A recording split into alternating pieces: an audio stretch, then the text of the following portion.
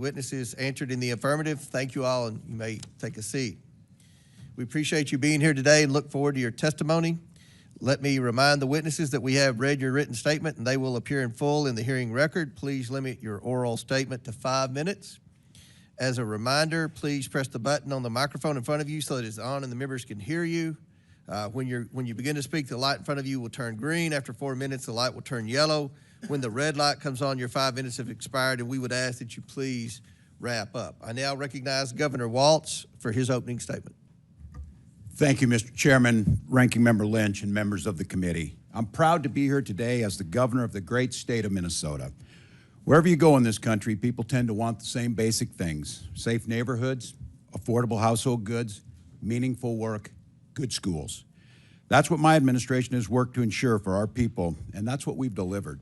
Under our leadership, Minnesota has been ranked the 4th best state to live in, the 2nd best state to raise a family in, and the 3rd best state for jobs.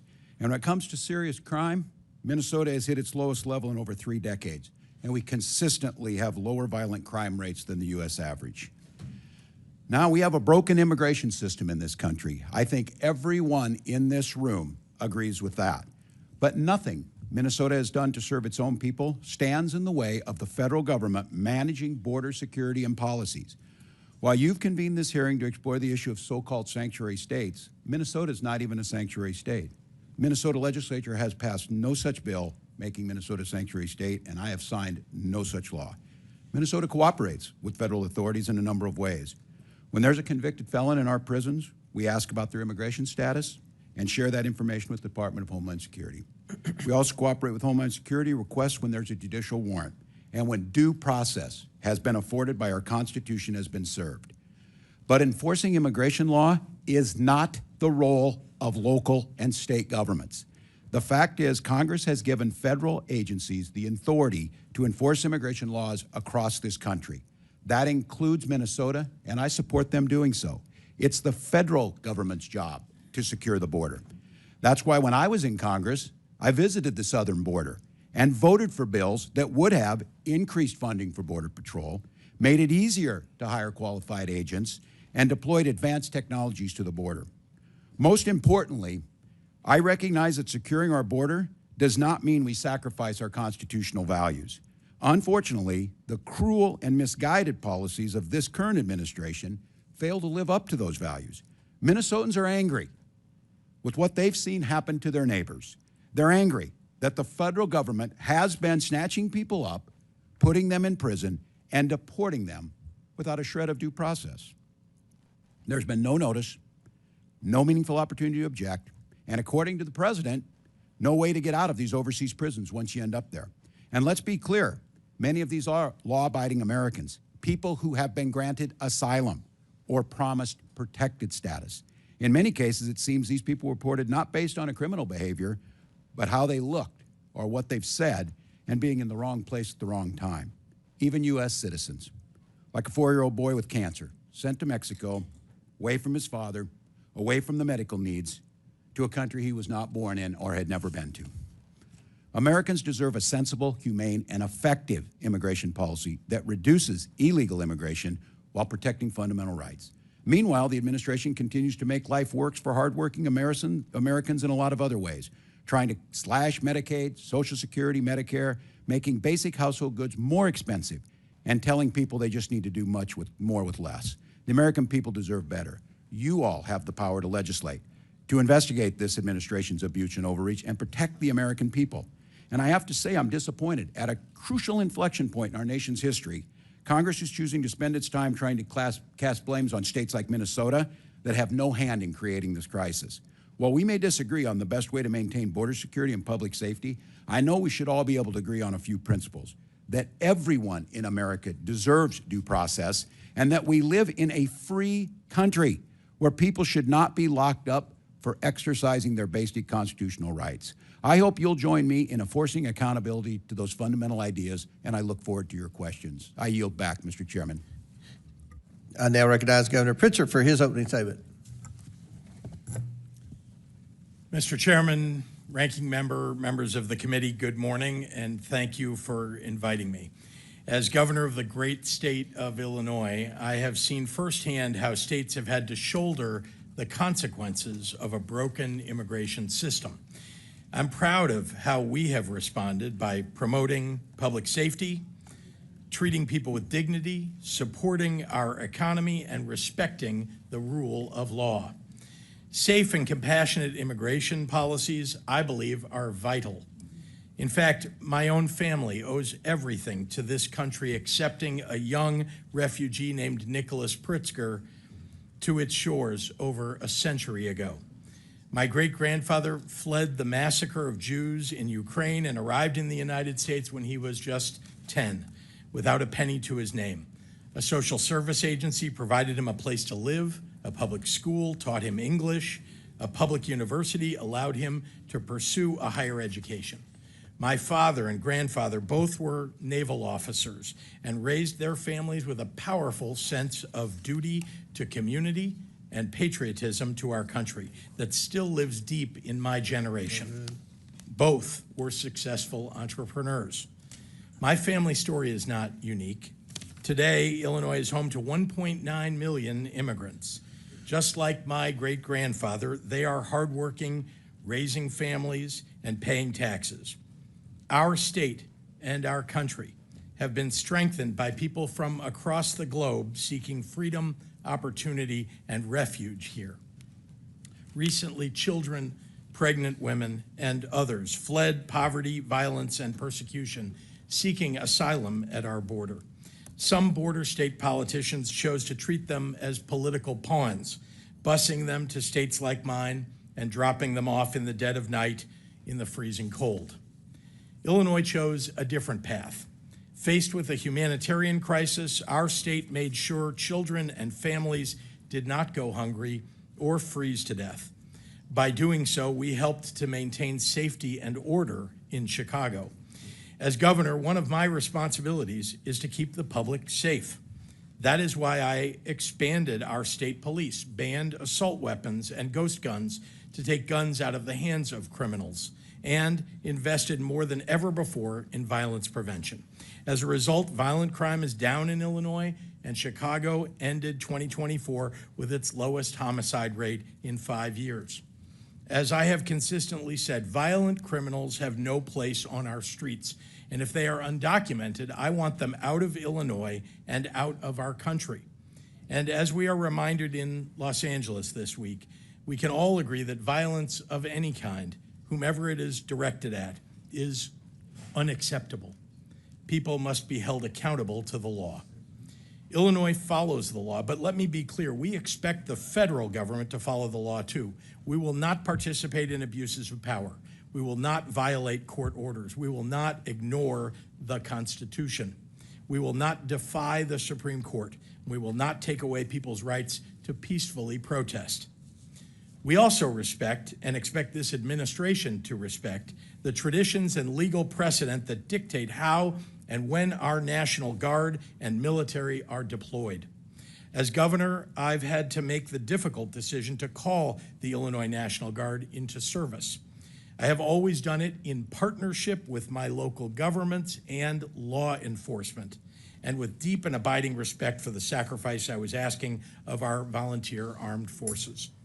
It's wrong to deploy the National Guard and active duty Marines into an American city over the objection of local law enforcement, just to inflame a situation and create a crisis. Just as it's wrong to tear children away from their homes and their mothers and fathers who have spent decades living and working in our communities, raising their families. Besides being a father and husband, the greatest honor of my life has been serving as governor. I believe with my whole heart that Illinois is the best place in the country to live, work, and to raise a family. Illinoisans take seriously their responsibility in upholding the most fundamental values of our nation, values like kindness, empathy, hard work, and fair play. Our people embody the most American ideal of all, that where your life began matters far less than the dreams you can realize here for yourself and your family. Thank you very much, Mr. Chairman. Chair now recognizes Governor Hochul for her opening statement. Chairman Comer, Ranking Member Lynch, and members of this committee, as we speak, an American city has been militarized over the objections of their governor. At the outset, I just want to say that this is a flagrant abuse of power and nothing short of an assault on our American values. My views on immigration are simple and direct. Our nation needs secure borders. Our nation needs comprehensive immigration reform from this body. And our state laws dictate that we cooperate with ICE in criminal cases. And our values dictate that we treat all law-abiding people with dignity and respect. The America I believe in is a nation of laws and a nation of immigrants. Abandoning either threatens the very foundation on which this great country was built. You know, for 400 years, New York has prospered because of the hard work of these people, these newcomers. People like my grandfather who fled great poverty in Ireland. Grandma and Grandpa had the same American dream that the immigrants today have. I see it in their eyes. They're not here for handouts. They're not here to take advantage of the situation. They're here to work. They want to contribute, earn their place, raise their families. Yet, every day there's another story of children being ripped from the arms of their mothers, wives separated from their husbands, families arrested while attending legal immigration appointments. You know, not long ago in a small town known as Sackett's Harbor in upstate New York, masked and armed ICE agents stormed into a home before dawn. They abducted a mother, her 3 children, including a 3rd grader. They were cast into a living hell in a detention facility in Texas. I immediately contacted Border Czar Tom Homan and demanded their release. In Jefferson County, more than 60% of the residents voted for Donald Trump. And those people protested in the streets. Local Republican lawmakers, business owners, school leaders all spoke out. Finally, after 2 long weeks, the family was finally returned home. In New York, we understand the difference between going after criminals and traumatizing law-abiding families. Now, some of you will use this hearing to stoke fear. I'm here to talk about the facts. New York has managed an unprecedented immigrant influx because of a broken border. Yet at the same time, our state has become stronger and safer.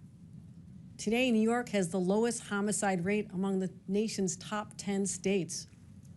We didn't achieve this with indiscriminate roundups, not by tearing apart innocent families, but by investing $2.6 billion in public safety, engaging in smart, targeted policing, and partnering with law enforcement, federal law enforcement, to apprehend and deport serious criminals. And since I've become governor, we've cooperated in handing over 1,300 convicted criminals to ICE. But what we don't do is civil immigration enforcement. That's the federal government's job. New Yorkers need their state troopers on our highways, seizing guns and drugs. States like mine are doing our part, but we can't be expected to fix the broken immigration system. You know, and the very people who go on cable news and rail about the border are the same ones who torpedo bipartisan legislation each and every time. So here's my message. If you truly care about public safety, if you truly care about the economy, if you truly care about human dignity, then sit down, negotiate, have real reform, secure the border, revive legal pathways, and let people work. At the end of the day, I'll go home and do my job keeping New Yorkers safe. I hope that you will do yours. Thank you. And I now recognize the Democrat witness, Ms. Perryman, for her opening statement. Thank you, Mr. Chairman and Acting Ranking Member, for having me here today. And at the outset, let me offer my sincerest condolences to all of you for the passing and your loss of your colleague, Representative Jerry Conley. I'm here today as a lawyer and as the president and CEO of Democracy Forward Foundation, which is a national nonpartisan legal organization that is committed to achieving democracy and a nation that enables all people to thrive. At Democracy Forward, we represent people and communities who make up the very fabric of our nation on a pro bono basis in federal and state courts and regulatory bodies throughout the country. I know this is a hearing focused on immigration, and so I would like to say at the outset and echo the calls for bipartisan, comprehensive immigration reform.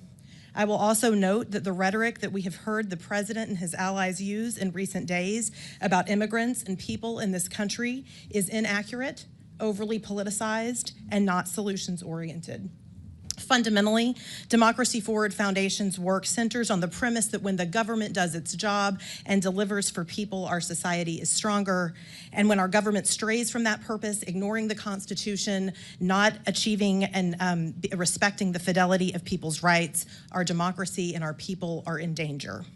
Right now, based on the work that we are doing, I am here to say that our American people are in danger and that our democracy is in crisis. I am looking at these United States flags.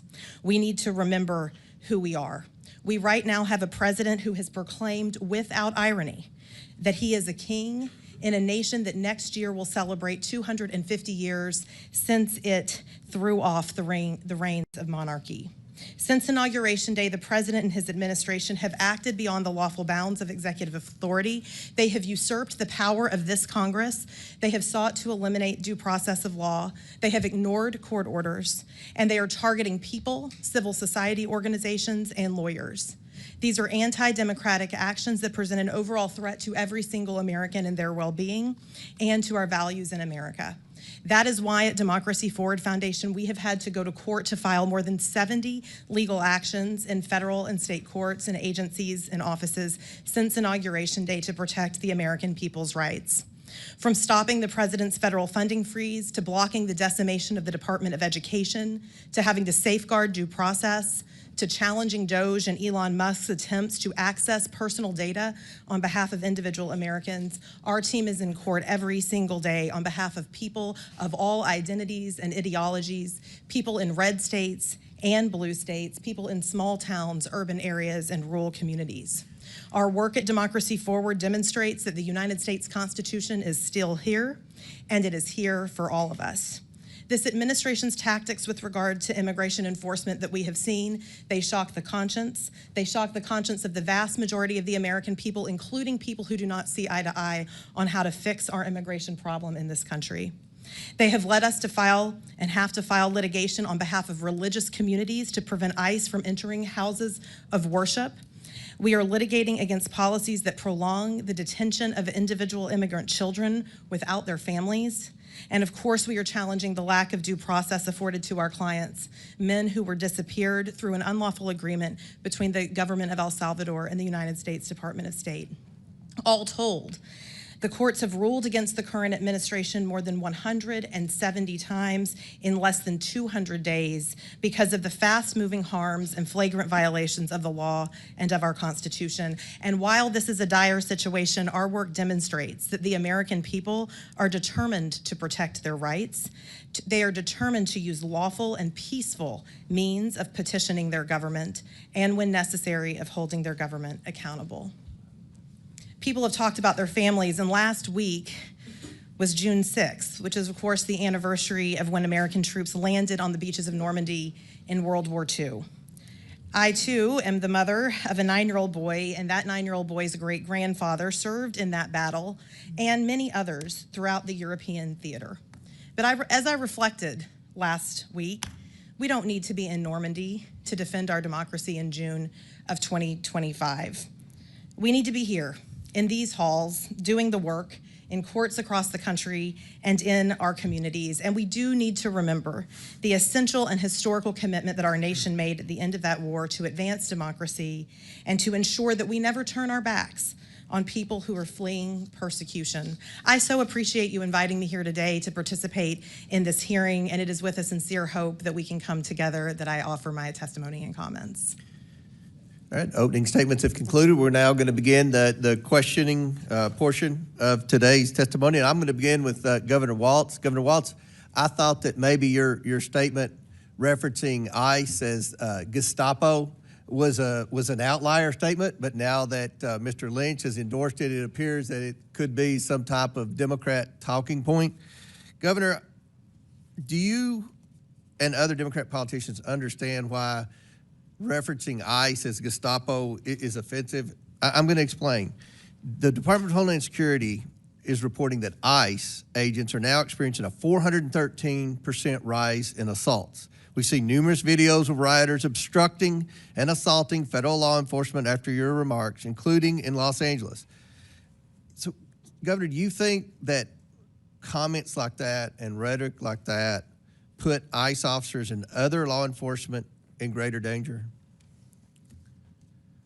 Well, thank you for the question, Mr. Chairman. First and foremost, any attack on law enforcement is unacceptable, wherever it's at, whether it's state, local. So you understand, and I've got limited time here.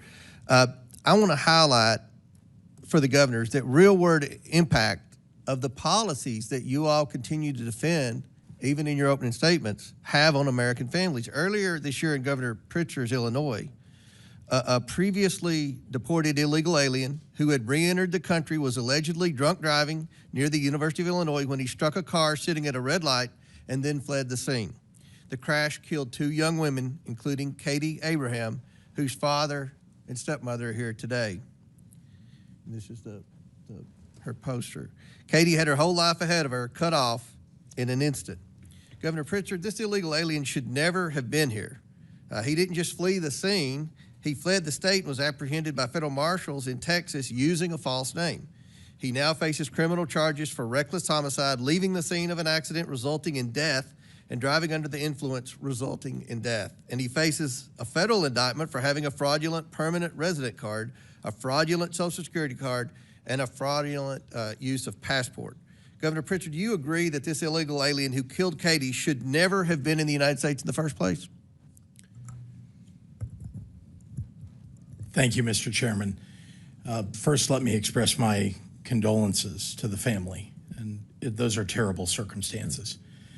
Let me also say that anyone who commits a crime in the state of Illinois— I understand, Governor. Should that criminal have been here in the first place? Did he have a right to be in this country illegally?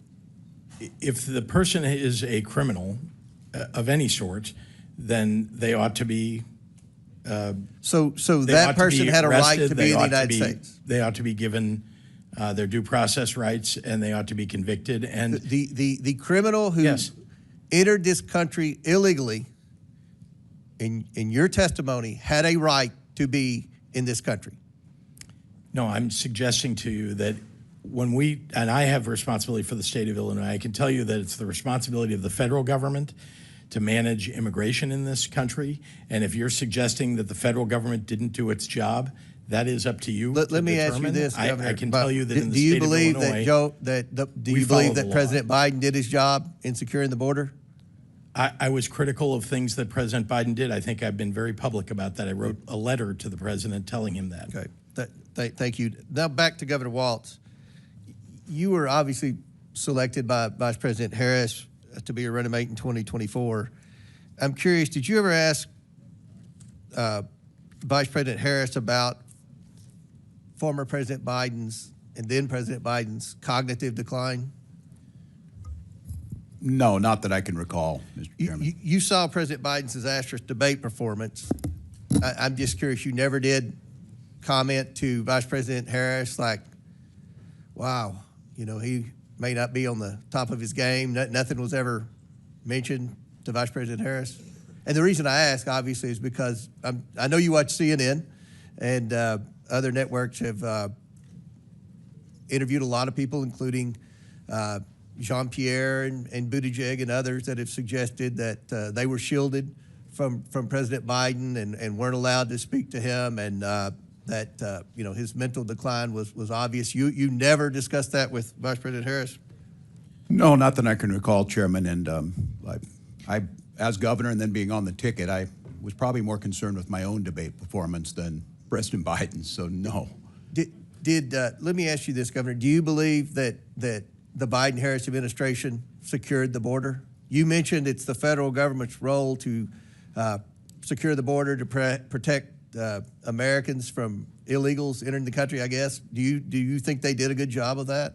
I think the border has been broken for a very long time through many administrations. It's one of the reasons why Vice President Harris was advocating so strongly for the bipartisan bill. That Did she mention her role as the border czar any when you all were out campaigning? Or? Not that I can recall, other than that we talked about the need to pass the bipartisan border legislation that would have done many of the things that, as a governor, I know would have made our jobs easier. But President Trump secured the border without any legislation.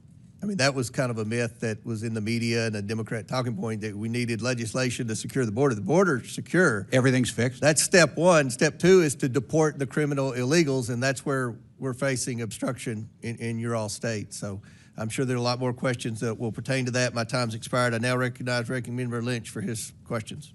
Thank you, Mr. Chairman. It's worth saying again that Democrats oppose violence and lawlessness in all its forms. I do want to point out that the vast majority of protesters have been peaceful.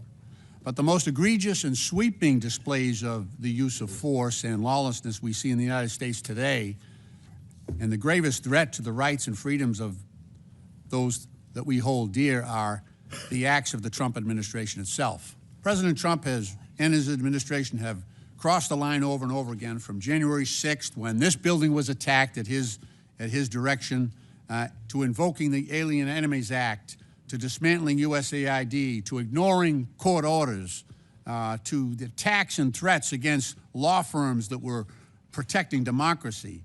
As in the 5 months since Trump took office and put the for sale sign over the White House, he's earned $2.9 billion on his crypto scam.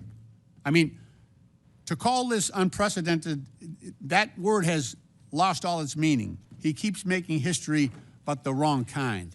Just the act of sending the National Guard and troops and active duty Marines to L.A. was already an overreach. Supposedly, now we hear reports that those soldiers and Marines were sent to quell protests, but now are detaining civilians and are being trained to perform immigration enforcement functions. Ms. Perryman, what else could go wrong with the National Guard and Marines deployed in L.A.? What are the risks to the Americans who live, work, and exercise their right to freedom and to free speech there?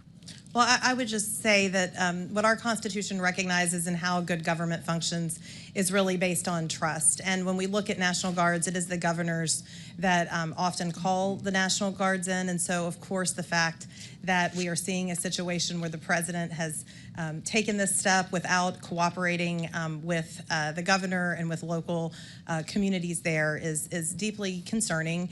And of course, we know from history that could lead to escalations and could lead to violence that is really problematic for all of our communities across the country, including in Los Angeles. Thank you. Ms. Perryman, Secretary of Defense Pete has talked about the deployment order, and he testified that this order, and I'm quoting him, this order is getting ahead of a problem so that if in other places, if there are other riots in places where law enforcement officers are threatened, we would have the capability to surge the National Guard there if necessary.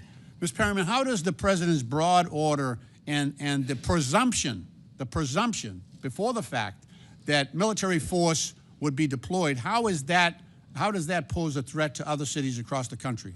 Well, again, it appears to be an escalation, and the main thing that's really important to so many Americans across the country, as well as local law enforcement in so many areas, that local law enforcement is there to help people be able to peacefully protest. And so there are ways that people in this country can express their views. We don't all agree with each other. And right now you really see the White House, for whatever reason, I think escalating, maybe seeking to create some made-for-TV moments. It's not clear. But I do think that there is a lot at stake here, as you've heard this morning. Thank you.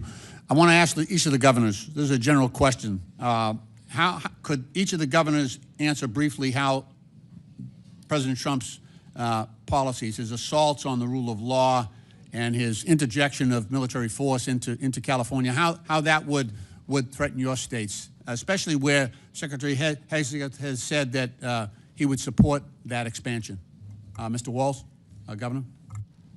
Well, thank you, Ranking Member Lynch. Well, first of all, it's one of the federalism policy of this, especially when it comes to posse comitatus and the Insurrection Act. Governors are in charge. Our National Guard, as all of you know, serve in either Title 10 or Title 32 status under the role of governor. Right. And on all of these operations, the absolute pinnacle and the most critical piece is the coordination amongst them. And as a governor not being notified as local law enforcement, it creates a chaotic situation that they cannot operate as a joint unit. And governors are always there. We do it for floods, we do it for civil unrest, but doing it without causes immense danger, not citizens to, but to those very law enforcement officers who are then put in that chaotic situation. Thank you. Governor Pritzer?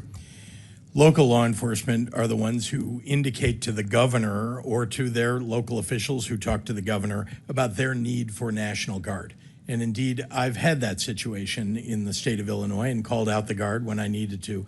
I'm careful about when I do it, but again, when local law enforcement indicate that they want that backup or they need that support, we do it. Now, I have to say, when the President of the United States is calling out your National Guard over the top of local law enforcement saying that they don't need it, that they have things under control, it tends to have an inflaming effect on what's going on the ground, just when local law enforcement and officials are getting things under control. And I think that's what we saw in Los Angeles. Governor Hochul? Those actions absolutely undermine the sovereignty of individual states. States' governors are the commanders-in-chief of the National Guard. They know what to do. As you've heard from my colleagues, we have deployed them in a number of occasions. But undermining confidence in local law enforcement, you're basically saying that there's not a belief that the highly trained individuals of our municipal police departments, like Los Angeles and the city of New York, for example, can't handle their jobs. I have more confidence in our law enforcement than perhaps the president does, and we ought to step back and say this is an overreach of epic proportions. Thank you. Chair recognizes. Thank you for your courtesy on the time. Appreciate that. Thank you. Chair recognizes Ms. Stefanik from New York. Thank you. Governor Hochul, on your first day in office, you signed Executive Order 1. Is that correct? I believe it is. And you extended this executive order not once, not twice, but 3 times, most recently January 16th this year. Is that correct? If that's what your facts show, I signed countless executive orders. I would assume you'd know it's Executive Order 1. And this is a continuation of your predecessor's sanctuary state policies, correct? Is included in that. I want to be sure we are defining sanctuary state properly. I'll define it for you. It is the policy of the state that state officers or employees shall not disclose information to federal immigration authorities for the purpose of federal civil immigration enforcement. It goes on to say, law enforcement officers may not use resources, equipment, or personnel for the purpose of detecting and apprehending any individual suspected or wanted for violating a civil immigration office. Law enforcement officers have no authority in the state of New York to take any policy action solely because the person is an undocumented alien. That's a quote in your executive orders that you extended. Now, do you know who Sakir Akan is? I want to get back to the first part. No, I'm asking a question. Do you know who Sakir Akan is? I want to make sure you understand that this simply says that we will cooperate with ICE. No, it does not say that. I read what it says, and let me talk to you about the results. Do you know who Sakir Akan is? You should, as the governor of New York State. Do you know? Refresh my recollection. He was an illegal migrant in New York. And do you know what crime he committed in addition to being here illegally? No, I do not. You do not. This was widely reported. He found a 15-year-old girl, threatened her with a metal pole, told her to get into the back seat of his car. He took her clothes off, and he violently raped her in Albany, New York. Do you know who Sebastian Zapita Khalil is? I'm sure you'll tell me there's many cases, whether they're These are high-profile cases. Yes. New Yorkers know about them, and you don't. So let's talk about Sebastian Zapita Khalil. Do you know who that is? I don't have the specific details at my disposal, no. Well, this is an illegal migrant in New York because of your sanctuary state policies. Do you know what crime he committed? I'm not familiar at this moment. I bet you're going to be familiar when I remind you, he found a sleeping woman on the subway, lit her on fire, and burned her alive. This is in Kathy Hochul's New York. And as I'm sure you are aware, and I'll remind you, that ICE issued an order to detain this violent criminal, but that was rejected by New York officials due to sanctuary state laws. Now, do you know who Raymond Rojas Basilio is? I just want to say this. These crimes are horrific. Because of condemn your them, and I would say sanctuary state policies. In all of these cases, we would work with ICE to remove You them. did not in this case. They are They walking need our on the assistance. streets because of your policies and your executive order that you signed 3 times. Now, Raymond Rojas Basilio, do you know who that is? I'm telling you this. I will You don't explain know to you who it the is. policies of New York. We cooperate with, I know you're just You do trying not. to. You do not. Specifically, Miss- ICE was told not to detain this individual, and he burned a woman alive on the New York subways in Kathy Hochul's New York. So I will keep on going. What about Raymond Rojas Basilio? Do you know who that is? I'm going to tell you our overall policy, which will address all this. I'll tell We you do who not- that is. He is an illegal who molested an 11-year-old in our state because, again, of your sanctuary state policies. This illegal was shielded from federal immigration enforcement and able to commit this heinous crime. And what about Wilson Castillo Diaz? Do you know who that I'm is? telling you this. We do cooperate fully with ICE in criminal prosecution. Our sanctuary You're not advocating for regulations these victims. only deal with This is a civil 5-year-old who enforcement. was raped Civil on Long enforcement. Island in Nassau County. You are not advocating on behalf of these victims. You are shielding illegals. Even in your opening statement, That is you not true. prioritize putting illegals first. That is not Rapes true. of young girls, beatings of NYPD cops by illegals who are here under Kathy Hochul's failed policies, burning New Yorkers alive. This is Kathy Hochul's New York. It's one of the many reasons why you're hemorrhaging support from hardworking New York These are families. horrific crimes, and they're They're heartbreaking. horrific crimes that are committed on your watch. You signed this executive order on your first day in office. You signed it again and again this January. We deserve a governor who stands up for law-abiding New Yorkers, doesn't put illegals first, but actually puts New Yorkers first. I appreciate Rather than the going chairman's- after the viral moment, I suggest you No, look no, no. at the facts. I'm standing up for New Yorkers. No. Rather than addressing the illegals in New York, you are prioritizing your far-left sanctuary state policies, which you put in place with executive orders. Instead of advocating We for cooperate victims, in all a those 5-year-old cases. who We was cooperate raped, with ICE. you did not. They were released We because cooperate of with sanctuary ICE. state We policies in New cooperate York with State. law No enforcement. amount of words is going to clean up your failed record and these horrific crimes committed in sanctuary state that you created. And with that, I Your yield back. representation, the facts, Gentlelady absolutely false. yields back. Absolutely Chair false. recognizes Ms. Norton from Washington, D.C. Thank you, Mr. Chairman. Let's be real. Since the start of the Trump administration, each day has been more nightmarish than the last. But in the past few days and weeks, we have seen a significant escalation of Trump's mass deportation agenda. On May 29th, a 9-year-old child and his father were reportedly detained in Torrance, California, and separated from one another by ICE. A 4th grader ripped from the only community he knows and from the arms of his father. We have kids who are afraid to go to school, afraid that ICE will grab them, and their families from school grounds, and afraid their parents will not be there when they get home. Schools are supposed to be safe havens for our children that foster learning and growth.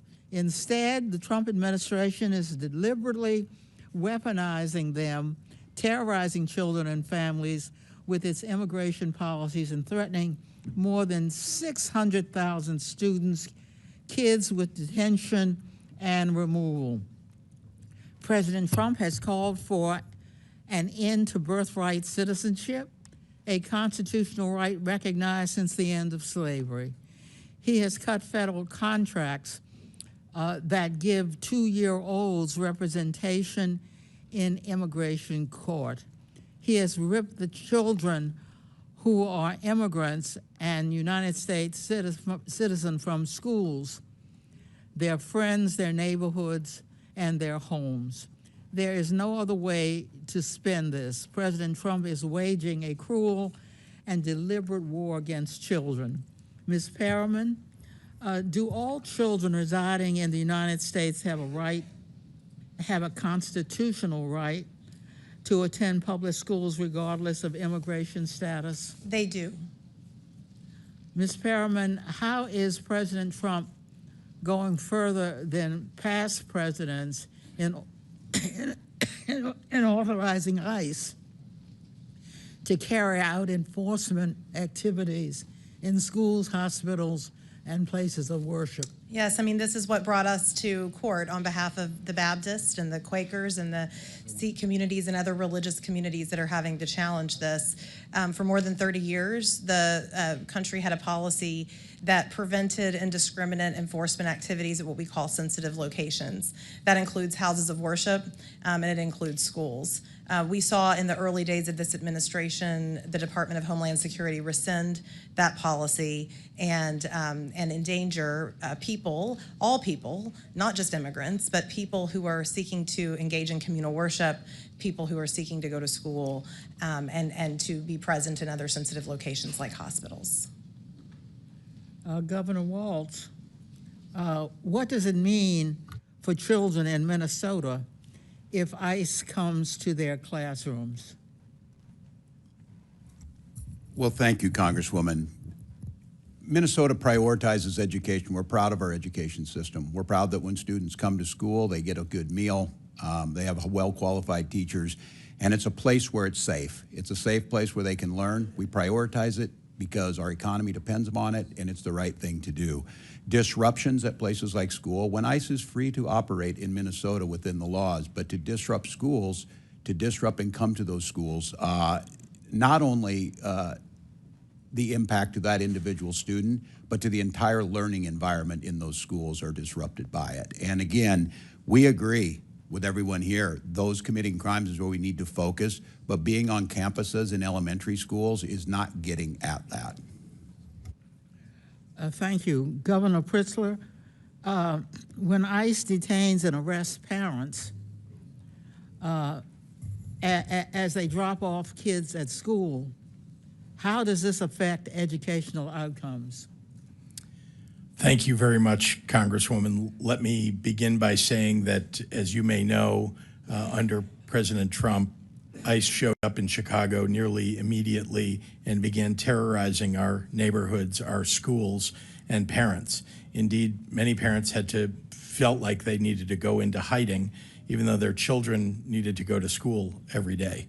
And so disrupting that environment, frankly, not just for the children, but for the parents and for teachers and the entire school community, it is something that, we believe in Illinois in educating all of our kids, making sure that they get what they need in our public schools. In fact, we've invested significantly in making sure the results have been very good. 8th graders in Illinois rank 2nd in reading in the entire country. 8th graders in Illinois rank 5th in the country in mathematics. And it's because we have a safe environment, but not when Tom Homan brings Dr. Phil with the overreach of force with ICE to disrupt our education system, and particularly our elementary schools. Thank you. Gentlelady's time's expired. Chair recognizes the Majority Whip, Mr. Emmer from Minnesota. Mr. Chairman. Thank you, Mr. Chair. Welcome back to Washington, Governor. I'm going to run through a series of facts before I get to my questions, so let's get started. Governor Walz, you signed the Health and Human Services Omnibus Bill into law in May of 2023. That bill expanded Minnesota Care to provide free health care to illegal aliens. You signed the Higher Education Omnibus Bill into law in May of 2023. That bill allows illegals to have their college tuition paid for by the state. You signed the Driver's License for All Act into law in March of 2023, and that bill allows illegals to receive driver's licenses. So, you claim you're not a sanctuary state. You just provide free health care, free college, and driver's licenses to illegal aliens. One reason you're here testifying before us today is because you refuse to cooperate with ICE. While states like Florida and Virginia empower their law enforcement to detain and remove criminal illegal aliens, you, sir, have done just the opposite. Your Attorney General is directing law enforcement to ignore ICE immigration detainers. Do you agree with the Attorney General's guidance? Well, Congressman, it's good to see you again, and thank you for being here. First, I would say as my job as governor of Minnesota is to make Minnesota the best state in the Do nation. you agree with the Attorney General's guidance? Congressman, what I would say on this is that Minnesota follows all law. I Sir, would say it's a very easy question. And The again, guy- if you claim you're not a sanctuary state, you just claim that you support policies. You're not a sanctuary state, but you support policies that prevent ICE from doing their job. Congressman, Isn't that right? That is incorrect, Congressman. We follow the same laws when Well, you were in the Minnesota sir, House. The law sir, has not changed, if sir. you'll allow me, I've got limited time. Well, that's what you tweeted, by the way, sir. On May 23rd, 2018, you tweeted, quote, "I support policies that keep law enforcement from enforcing federal laws," close quote. On May 17th, just this spring, at the University of Minnesota Law School's commencement ceremony, you said, quote, "Donald Trump's modern-day Gestapo is scooping folks up off the streets." When you said the words modern-day Gestapo, you were referring to ICE agents. Gestapo, by the way, sir, was the official secret police of Hitler's Nazi Germany. So you're calling ICE agents modern-day Nazis. Given the attacks on ICE agents that took place in Los Angeles over the weekend, don't you regard your dangerous inflammatory rhetoric as a problem?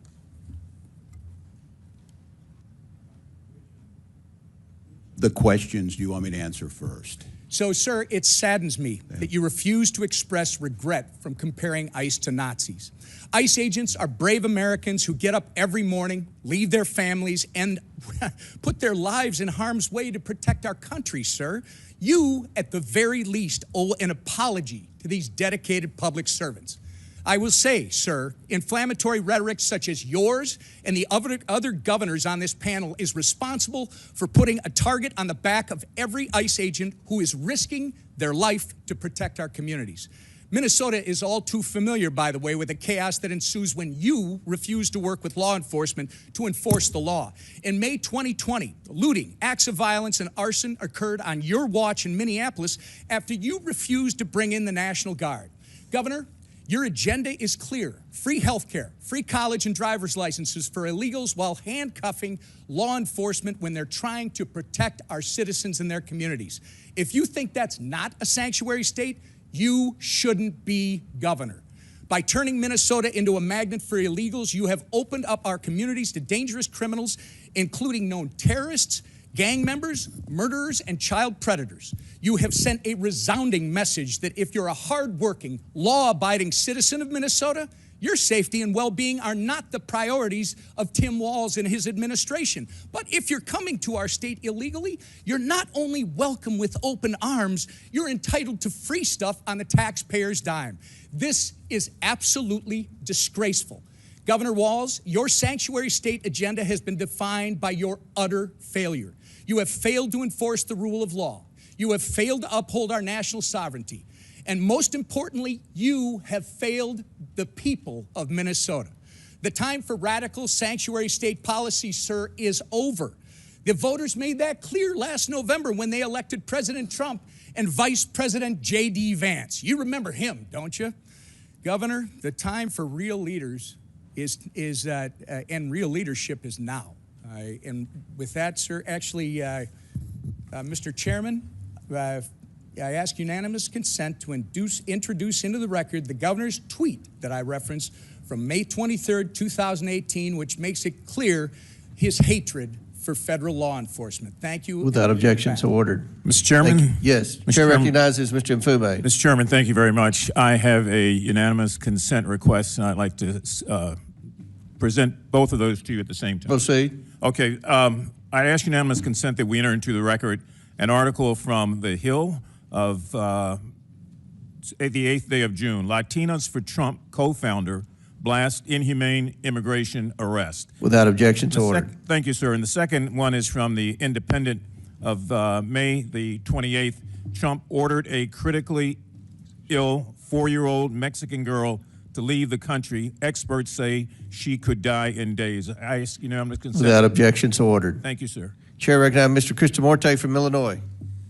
Thank you, Mr. Chair. Governor Pritzer, when it comes to immigration, you've been clear that Illinois follows the law. I'd like to go into this issue just a little further. First, there's been a lot of misinformation about the Illinois Trust Act. As you know, this is the 2017 law signed by then Republican Governor Bruce Rauner, which requires state agencies to cooperate with ICE when it presents a criminal arrest warrant for an individual, correct?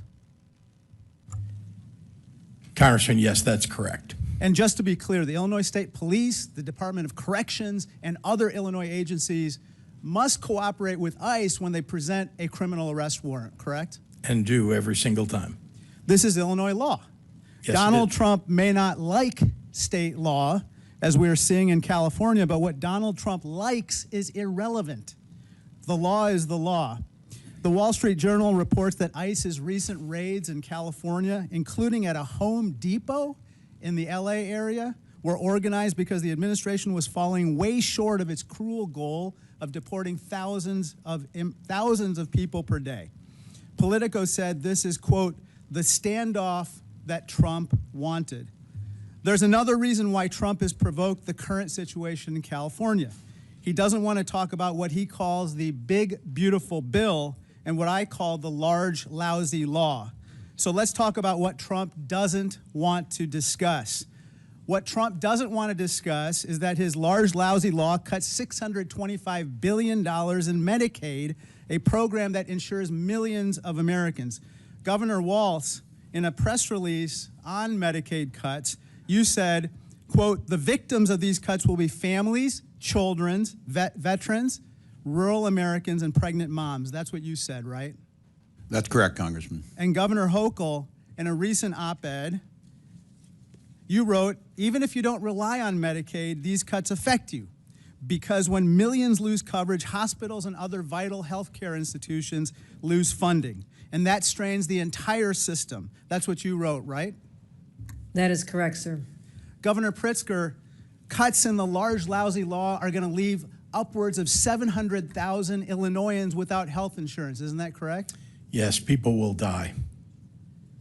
Trump's large, lousy law adds trillions to the national debt as well, which could force $500 billion in automatic cuts to Medicare, in addition to the cuts in Medicaid that we just referred to. And of course, Medicare is a program that every senior relies on. Let me turn to my final topic. Governor Pritzer, President Trump has called Illinois, quote, a poorly run state. But the truth, of course, is the opposite. Governor, Illinois has had 7 consecutive balanced budgets, right?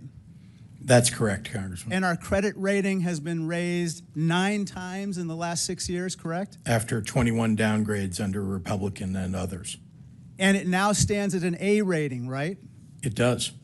In contrast, under President Trump, every credit agency has downgraded America's credit rating below the top level, the first time in history that's happened. Isn't that right? That's correct. Trump and others claim the federal government props up Illinois. But in reality, we're one of 13 states in the country that actually give more tax revenue to Washington, D.C. than we receive in return. Now, let me turn to some of the reasons why Illinois is a donor state and not a taker state. Illinois has a $1.1 trillion economy. We produce the most soybeans in America, and we're the #2 producer of corn, right? That is correct. We're the #2 manufacturing state in the country. We are. And we're the #2 destination for corporate expansions and relocations, right? And Chicago is #1. Thanks to you, we have the world's first quantum and microelectronics park, correct? That's right. And we're ranked top in the Midwest for workforce development, correct? Yes, we are. And startups. That's right. Illinois is the heart and soul of America, Governor. It's where the cell phone was invented, was home to the first McDonald's, and was the home of amazing leaders, Lincoln, Reagan, Obama, Grant, even Superman, and yes, the Pope. And here's a picture of the Pope wearing a Chicago White Sox cap. The next Pope's going to be a Cubs fan. There you go. Illinois has terrific jobs, people, and pizza. Some may even say that God is on our side, Governor.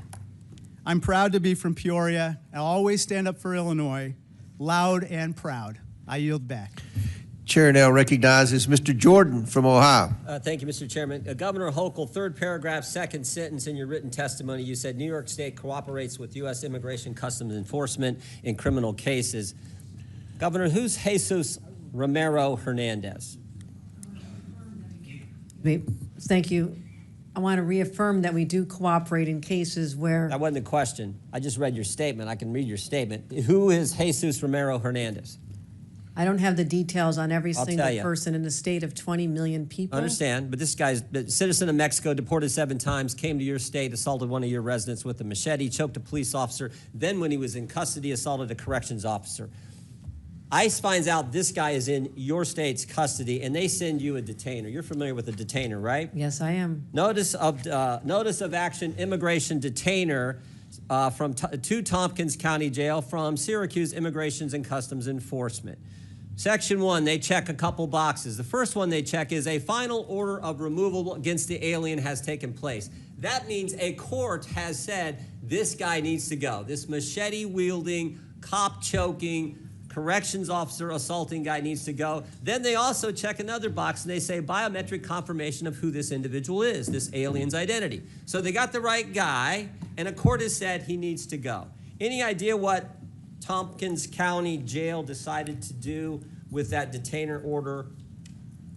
I will tell you this, the state of... It's a specific question. No, I'm what telling you. did Tompkins County do? The descriptions you have put forth are absolutely chilling and disturbing and reprehensible to all of us. My job is to protect the people of New York. Which is why I'm asking the question. What did Tompkins County do? What I have responsibility for I will tell you, since you're not going to answer. Courts, we cannot and will not hold Mr. Hernandez. Yeah. We can't keep the machete guy who had choked a police officer and assaulted a corrections officer. We can't keep him. In fact, we have the back and forth from Tompkins County and ICE on January 28th of this year, 8:56 p.m. Tompkins County tells ICE, we're not going to hold this guy. 7 minutes later, ICE responds back, we will be there to take custody this evening. 24 minutes later, Thompson County reiterates, we're not going to have him. We're not going to turn him over. 10:45. ICE arrives at the jail. 1 hour and 18 minutes later, and guess what? Mr. Hernandez is not there. They couldn't wait 1 hour and 18 minutes for a guy who assaulted one of your residents with a machete, choked a police officer, and then when in custody, assaulted corrections officers. That is sanctuary policy in a nutshell, and that is what your state supports, and so do these other governors. That is what is so wrong, why the American people hate this concept. You're conflating what the state of New York does is I control state police and prisons. We have turned over 1,300 people. So you disagree with it? We turn over 1,300 Did the sheriff make the wrong people. call? Those are local policies that we would not have done in the state of New York. State of New York, that is a So you're local saying the sheriff's decision. wrong? I would say this, if it happened in a state prison, we have already turned over 1,300 people. Sheriff in fact, in Tompkins County, a I want to say Democrat or this. Republican, Governor? There Hochul? have You any been idea? times, excuse The me. sheriff in Thompson County, a Democrat or Republican?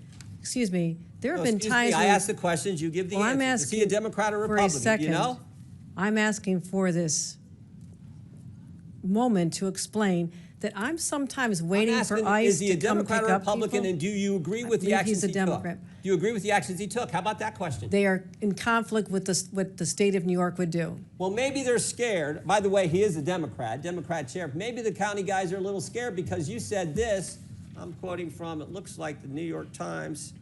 We all know you can trust them. This is last month, May 25th. You said we have some counties that are renegade counties and work with ICE. Maybe they're nervous of being called a renegade county by their governor. So the Democrat sheriff says, we're not going to keep the machete-wielding, cop-choking, corrections officer assaulting guy. We're not going to keep him here for you to get here. We can't even wait an hour and 18 minutes. Oh, you know what else was interesting in this case? You know what else was interesting? There was actually an arrest warrant from United States District Court, Northern District of New York, signed by Judge Wiley Danks, magistrate from Syracuse. There was an arrest warrant, and they still couldn't keep him. The state of New York cooperates. We cooperate in removal of individuals who've served time.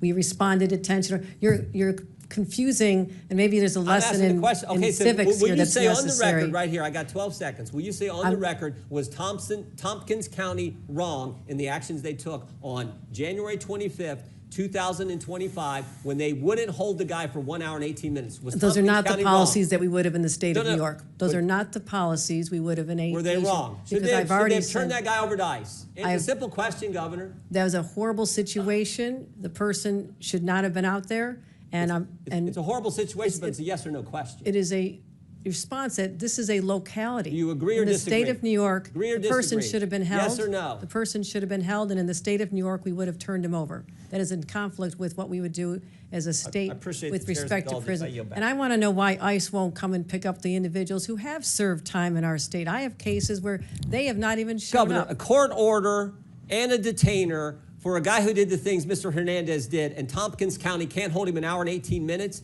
and you won't say that's wrong?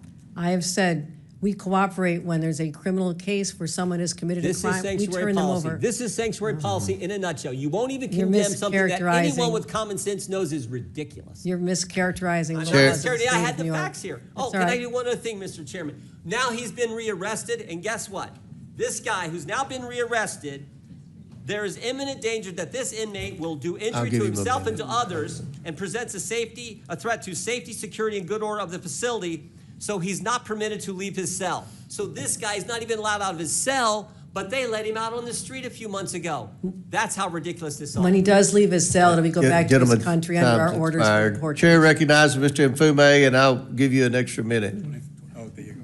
Thank you. Mr. Chairman, I've got 2 unanimous consent requests that I hope would not count against my time. Okay, we won't.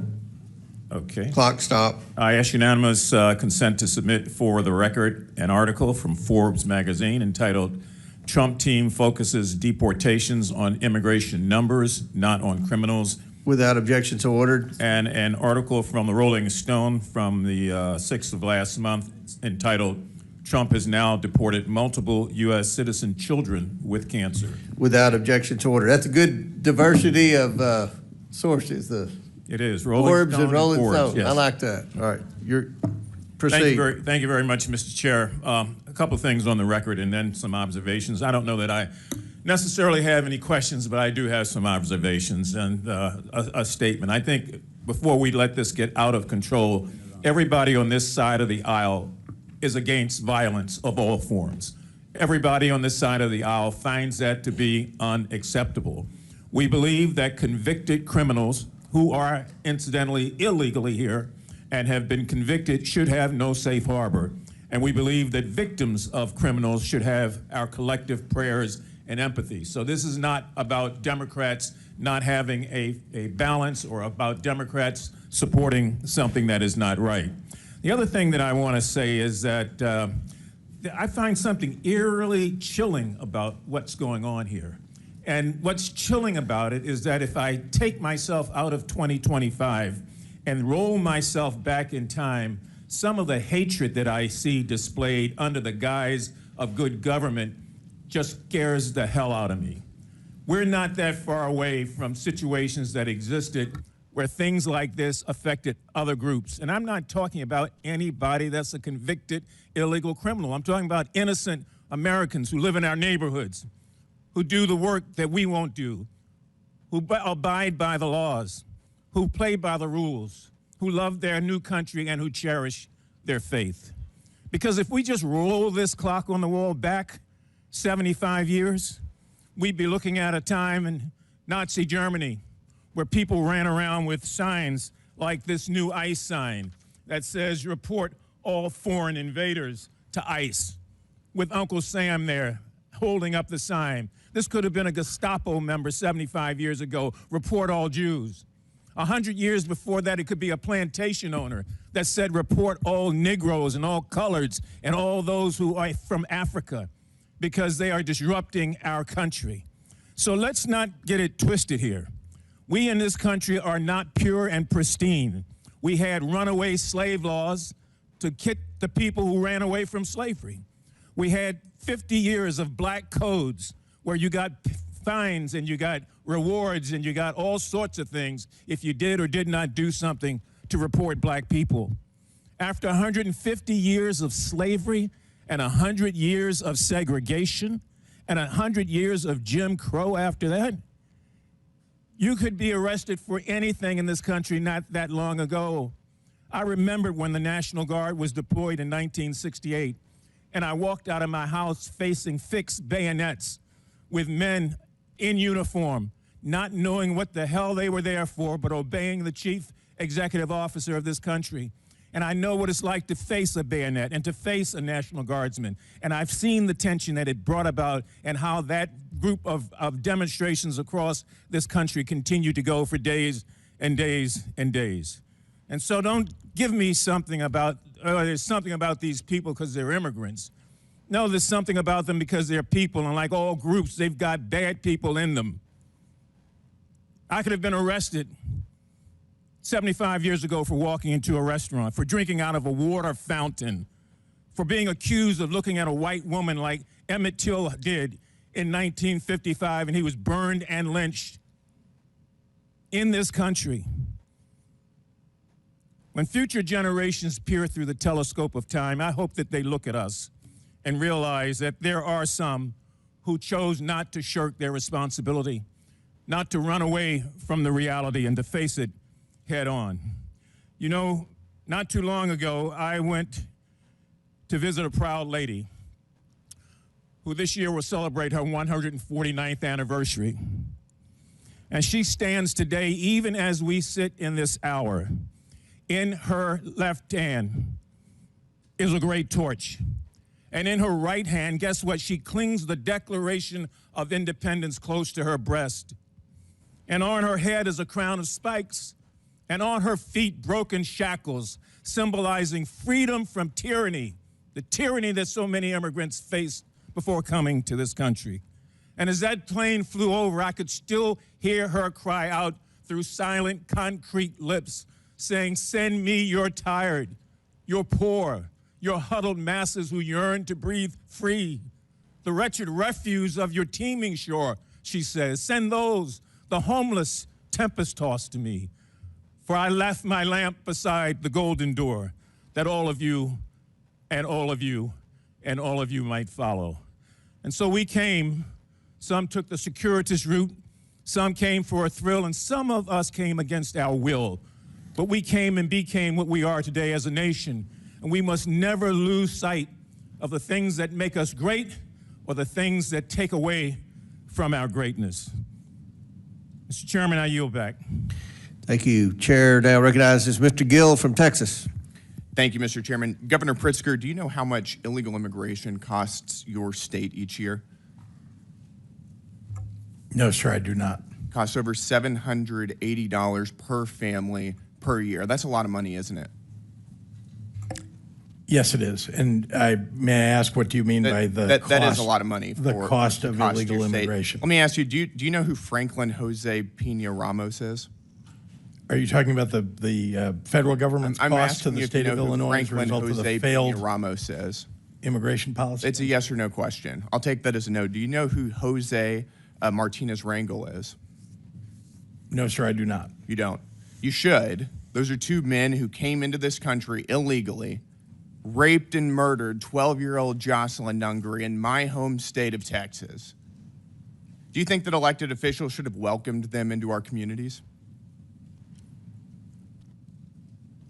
Sir, before they committed a crime? I'm not sure what you're asking. Do you think that they should have been welcomed into our communities?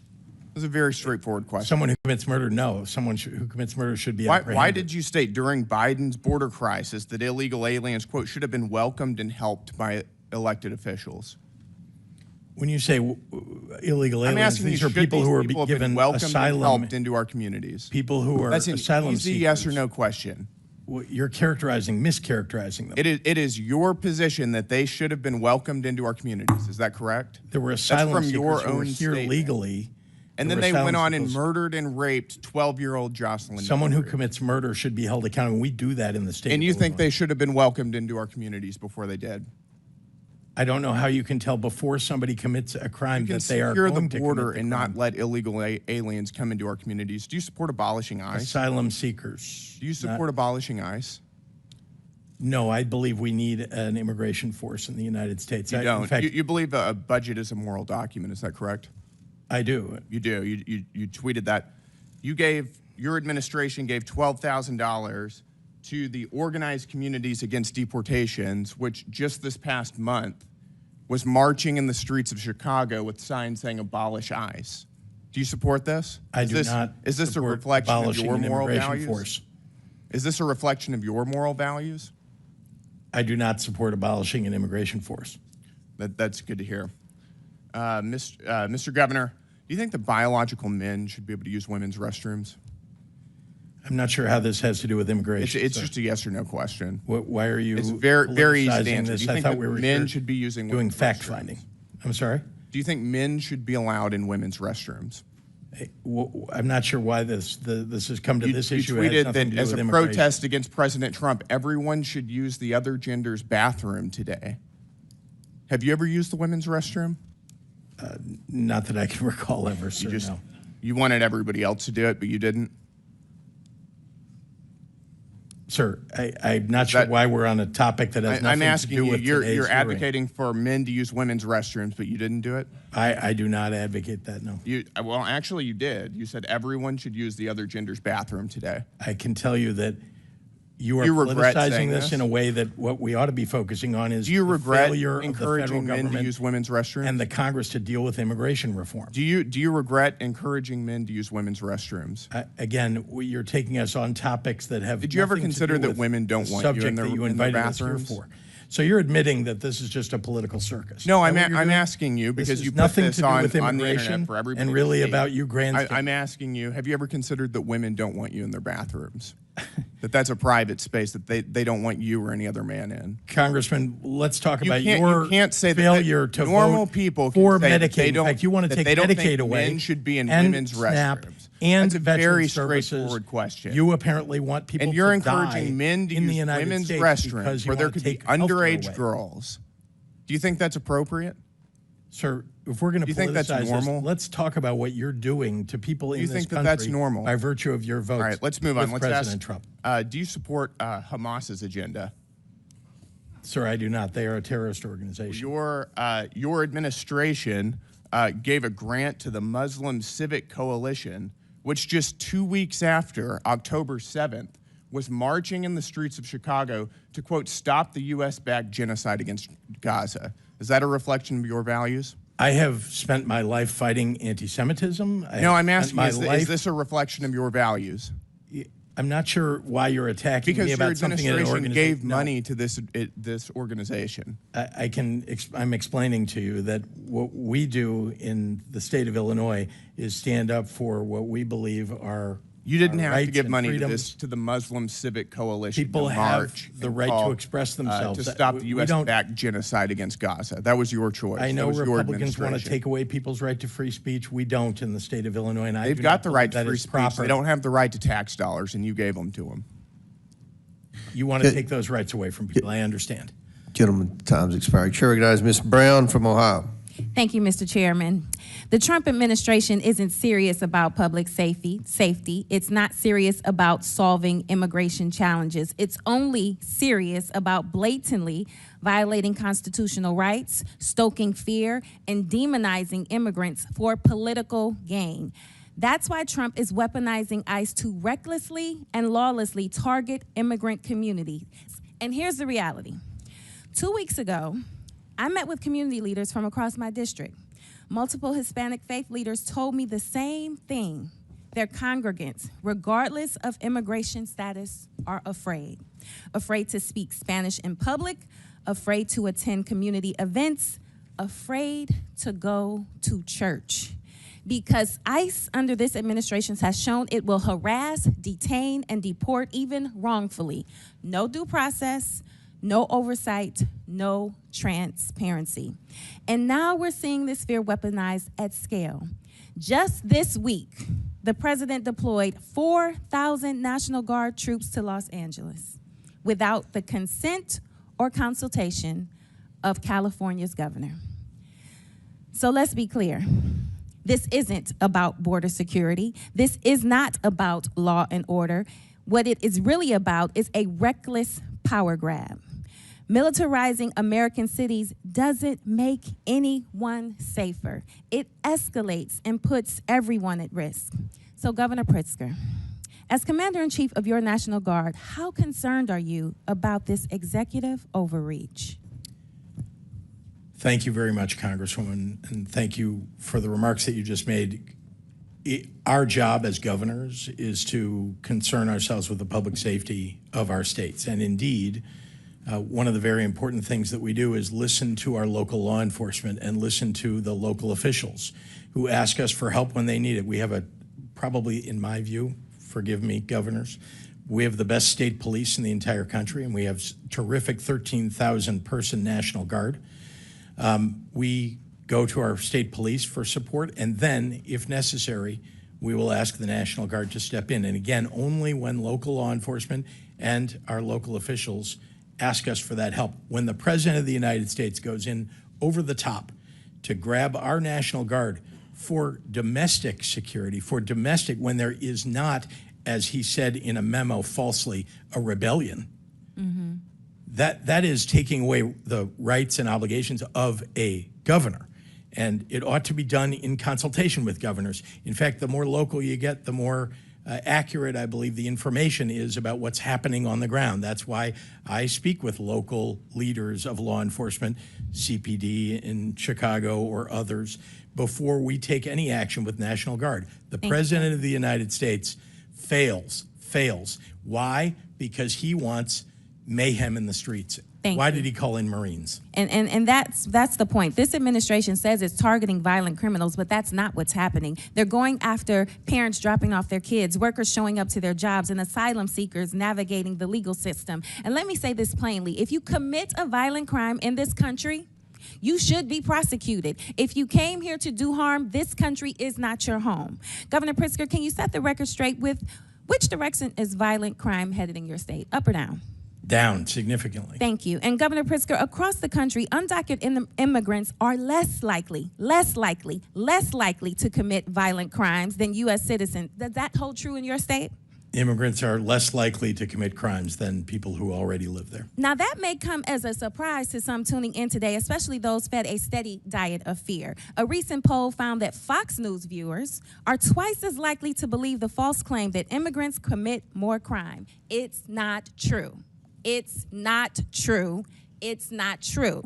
So let's stop with the scapegoating and start focusing on real solutions. So quick yes or no's, Governor Pritzker.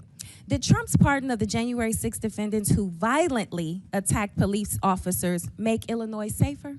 It did not. Does blocking common sense gun laws like universal background checks make your state safer? Absolutely not. Did DOGE cuts to community violence prevention funding make your state safer? Much less safe. Would cutting Medicaid to pay for tax breaks for the wealthy make your state safer? No. Cutting SNAP benefits? No. Okay, so this is what we are dealing with this current administration. Things that are not making our country any safer and are doing harm to the people who need it the most. And with that, Mr. Chairman. Your lady yields back chair, and I recognize Mr. Donalds from Florida. Thank you, Chairman. To piggyback off my colleague, Governor Pritzker, how much does the state of Illinois spend on illegal immigration every year? Again, illegal immigration, that's a federal responsibility. They could tell how much is wasted as a result of their failures. Governor, don't you keep track of how many people are on your Medicaid rolls, how many people who are illegal immigrants in the state of Illinois who are getting actually benefits in your state? Doesn't your government keep track of that? They don't get Medicaid in Illinois or any state as far as I know. Governor Pritzker, you do not keep track of any public service dollars in the state of Illinois that goes to illegal immigrants or goes to people in your state who are not legal residents of the United States and of the state of Illinois. You don't keep track of that. We absolutely keep track of our budget, and we're very closely, and in fact, it's been balanced for 7 years in a row, unlike the Republican before me, yeah. You know, it's interesting. I noticed that in the state of Illinois, you guys don't really keep track of your money, because I asked your mayor in Chicago similar question about a month ago, and he didn't have an answer. It was quite interesting. I think this might be an Illinois problem. Governor Hochul, in your state, you are spending about roughly $4 billion on illegal immigration, and at the same time, you are actually asking the federal government for $4 billion to finish Penn Station. Don't you think it would be better to stop funding illegal immigrants in your state and actually use those resources to finish Penn Station as opposed to coming to the federal government for the money?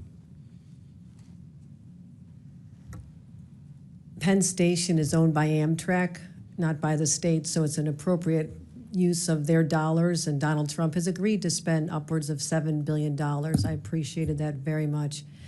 What we spend on immigrants, the immigrants who are here hardworking to live a life and working on our farms and taking care of our parents in nursing homes and taking care of our children, they have been coming here for 400 years.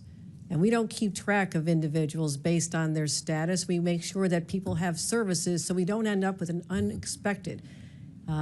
So essentially what you're telling me is that you keep no track of money that is going to people who are not legal in the United States, resources that are taken away from New Yorkers, resources that are taken away from Illinoisans. You guys do not keep track of any of this. You know what's really challenging is that many people came here with legal status. I mean, temporary protective status, 300,000. Do you all of a sudden they wake up one day and it's gone. Do you go along with the strategy from the Biden administration, which massively expanded immigration protocols that overwhelmed your city and overwhelmed your state? Do you agree with that? We call for secure borders. We call for this body to I do never its remember job. you calling for secure borders at all, Governor Hochul. We certainly have. That We doesn't certainly sound have. like him to my many, memory. Many conversations I had with the White House.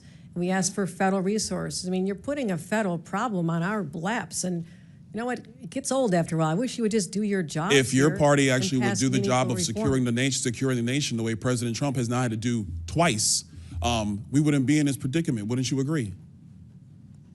It's a Do you federal- agree or it's a disagree federal that job. securing the nation's borders is the job of the President of the United States? President Trump has done that job twice now, Well, and previous Democrat presidents have not done that job. Wouldn't you agree with that? this has been a problem that's been in place since I was a young staffer here on Capitol Hill. We worked on immigration, and Ronald Reagan signed amnesty for 3 million people. You know, it's to interesting get you bring up situations. Reagan's amnesty in '86. You know, part of that deal was to actually build border wall and secure it, but the Democrat Party refuses to build border wall. You oppose it every single time. Is that your position? Do you now support border walls, There Governor has Hochul? been many times when bipartisan legislation is presented to this body and people just walk away from it. They refuse to do the hard work of governing like governors like us have to do every single day. When I leave here, I'm going to go home and govern a state. I'm not going to tweet about this experience because I have too much work to do taking care of New Yorkers. And You're keeping really them not doing a safe. good job, Governor Hochul, because a lot of New Yorkers are actually coming into my state, in Florida, many of them. They come all the time because they actually want to come to a state that is well run, that protects citizens, does not allow illegal aliens to victimize citizens like they are victimized in the state of New York, like they are victimized in the state of Illinois, like they are victimized in the state of Minnesota. They choose states like Florida and Texas to find safer places to live and raise their families. Hold on, Governor Hochul. We've had enough crime time. rates are much Governor lower than Waltz, you've been yours. sitting over there Much pretty lower. quiet. I got a question for you. I love to talk. Thank you, Congressman. Fair enough. You said earlier that the ICE agents under the orders of President Trump are a modern-day Gestapo. Do you realize how disgusting a phrase that is, considering the history of Nazi Germany? Would you like to recant that statement? What I said, Congressman, and I have a long history of supporting law enforcement, I said President Trump was using them as his modern-day Gestapo, not identifying who you are, coming up in unmarked vans, taking people away and giving... Is it the responsibility of ICE to actually deport illegal aliens in the United States who are here? Isn't that their responsibility? Yes, it is, Congressman, except that the Constitution is not an inconvenience. It's not an either-or. Nobody You said can an do your inconvenience. job and He have a practice responsibility to deport illegal aliens, and the Through due president is process. going through that process right now. We are And not let's be very clear, the previous administration, they abused every process there is under border laws to allow more than 10 million people into the country illegally. And this is a burden on all Americans. And so the president is doing his job. So it is sick to refer to Americans who are ICE agents as Gestapo. Governor, you're wrong. You need to apologize to these agents. They're doing their jobs. They are Americans. They serve this country with honor and decency and respect. Do not diminish their work simply because you tried to make a cheap point that you could tweet. I yield back. Chair now recognizes Ms. Stansberry from New Mexico. Thank you, Mr. Chairman. Well, some interesting theatrics today. Welcome, everyone, to the Oversight reality TV show. I know Mr. Trump loves himself some good TV, and today is not disappointing. And in fact, I want to say welcome to some of the members who've showed up to this committee who I've never seen here before. It's great to have you here in the hearing room with us. Now, before I get started on the topic at hand, I want to take a moment to speak directly to the immigrant community who might be watching and listening today. I want to say to everyone out there who is living in fear, We see you, we love you, we respect you, and we are fighting for you and every community that is being targeted by this administration and this Congress. We also want all of you out there to know that you have rights. You are protected by the law, and you should not have to live in fear and wonder whether or not you're going to be safe if you leave your home or if your family is going to come home at night. We see you. We are fighting for you. You have rights. Now, let's turn to the situation in California, which, of course, much of this hearing has focused on. As someone from a Marine veteran family, let me be clear. Marines are combat troops. They are highly trained, highly disciplined, lethal fighting force combat troops. And they should never, never be deployed against the American people who are exercising their constitutional rights. This is a gross and disgusting abuse of power. A disgusting abuse of power by fake tough guys who think that they can intimidate our communities while taking away their rights. And this is from the same man who dodged the draft and called our military service members suckers and losers. That's your commander-in-chief. And here, these folks here and the president want to say they're for our military and our veterans while they're illegally deploying service members, violating state sovereignty, gutting the VA, firing generals and lifelong service members. And you all want to sit in here and play like you're with the military and the American people while Donald Trump is planning to spend $45 million of your hard-earned taxpayer dollars on a fake military parade this Saturday that they can't even fill, that they put a super PAC ad on Craigslist to recruit citizens of the city of Washington, D.C. to go stand in the parade route. Congratulations, it's made for TV.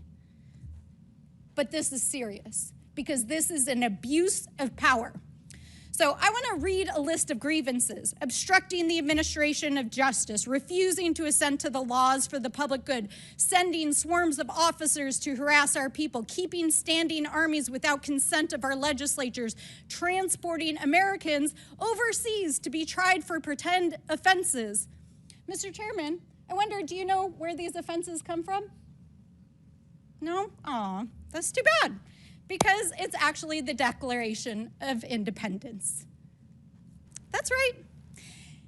It's the Declaration of Independence. And my colleagues across the aisle might want to bone up on that in the U.S. Constitution before they go attacking our communities, especially as we head into the 4th of July holiday and celebrate our independence from an abusive and mad king. Because here in America, there are no kings, and we reject people who believe they are.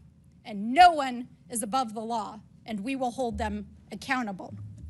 But I think it's very clear today, and I think it's been borne out by every witness that we have here, that what Donald Trump is doing is not only an abuse of power, an abuse of the military, an abuse of our citizens, but also, y'all should know this, while you're sitting here creating this made-for-TV moment, that 2/3 of Americans, according to the polling yesterday, are opposed to what Donald Trump is doing with both immigration and the deployment of the military in our communities. It's wrong, it's immoral, it's illegal, and it's a violation of our rights. And with that, I yield back. Chair recognizes Mr. Langworthy from New York. Thank you very much, Mr. Chairman. Governor Hochul, yes or no, do you think someone who's committed murder or rape in this country, they're here illegally, should have tools at their disposal to avoid deportation? As the governor, his primary responsibility is to yes protect or the no people question. of New York. I'm Those sorry. crimes are abhorrent. I'm sorry. Whatever response you prepared to give today dwarfs in comparison to your actions as governor. I would like to remind you of someone named Gianfranco Torres Navarro, an illegal alien and suspected leader of a violent Peruvian gang.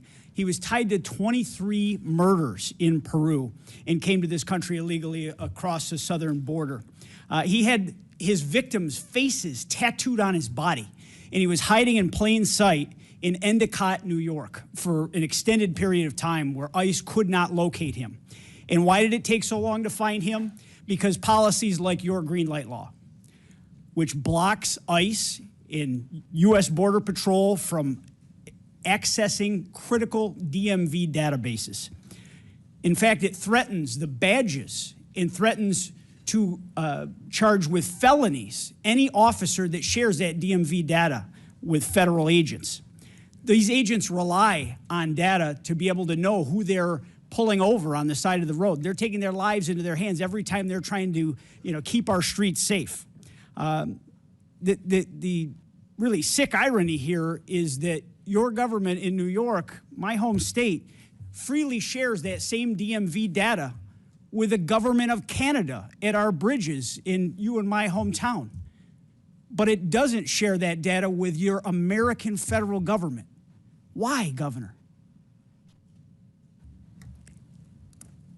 You're misstating the green light law because I'm we not. are able to cooperate with federal authorities when there's a Why do crime you shield involved. the database, Governor? Anything they want from us related to investigating a crime This is data available that's to needed them. in real time to enforce the laws on the streets. They can't subpoena these records from your government.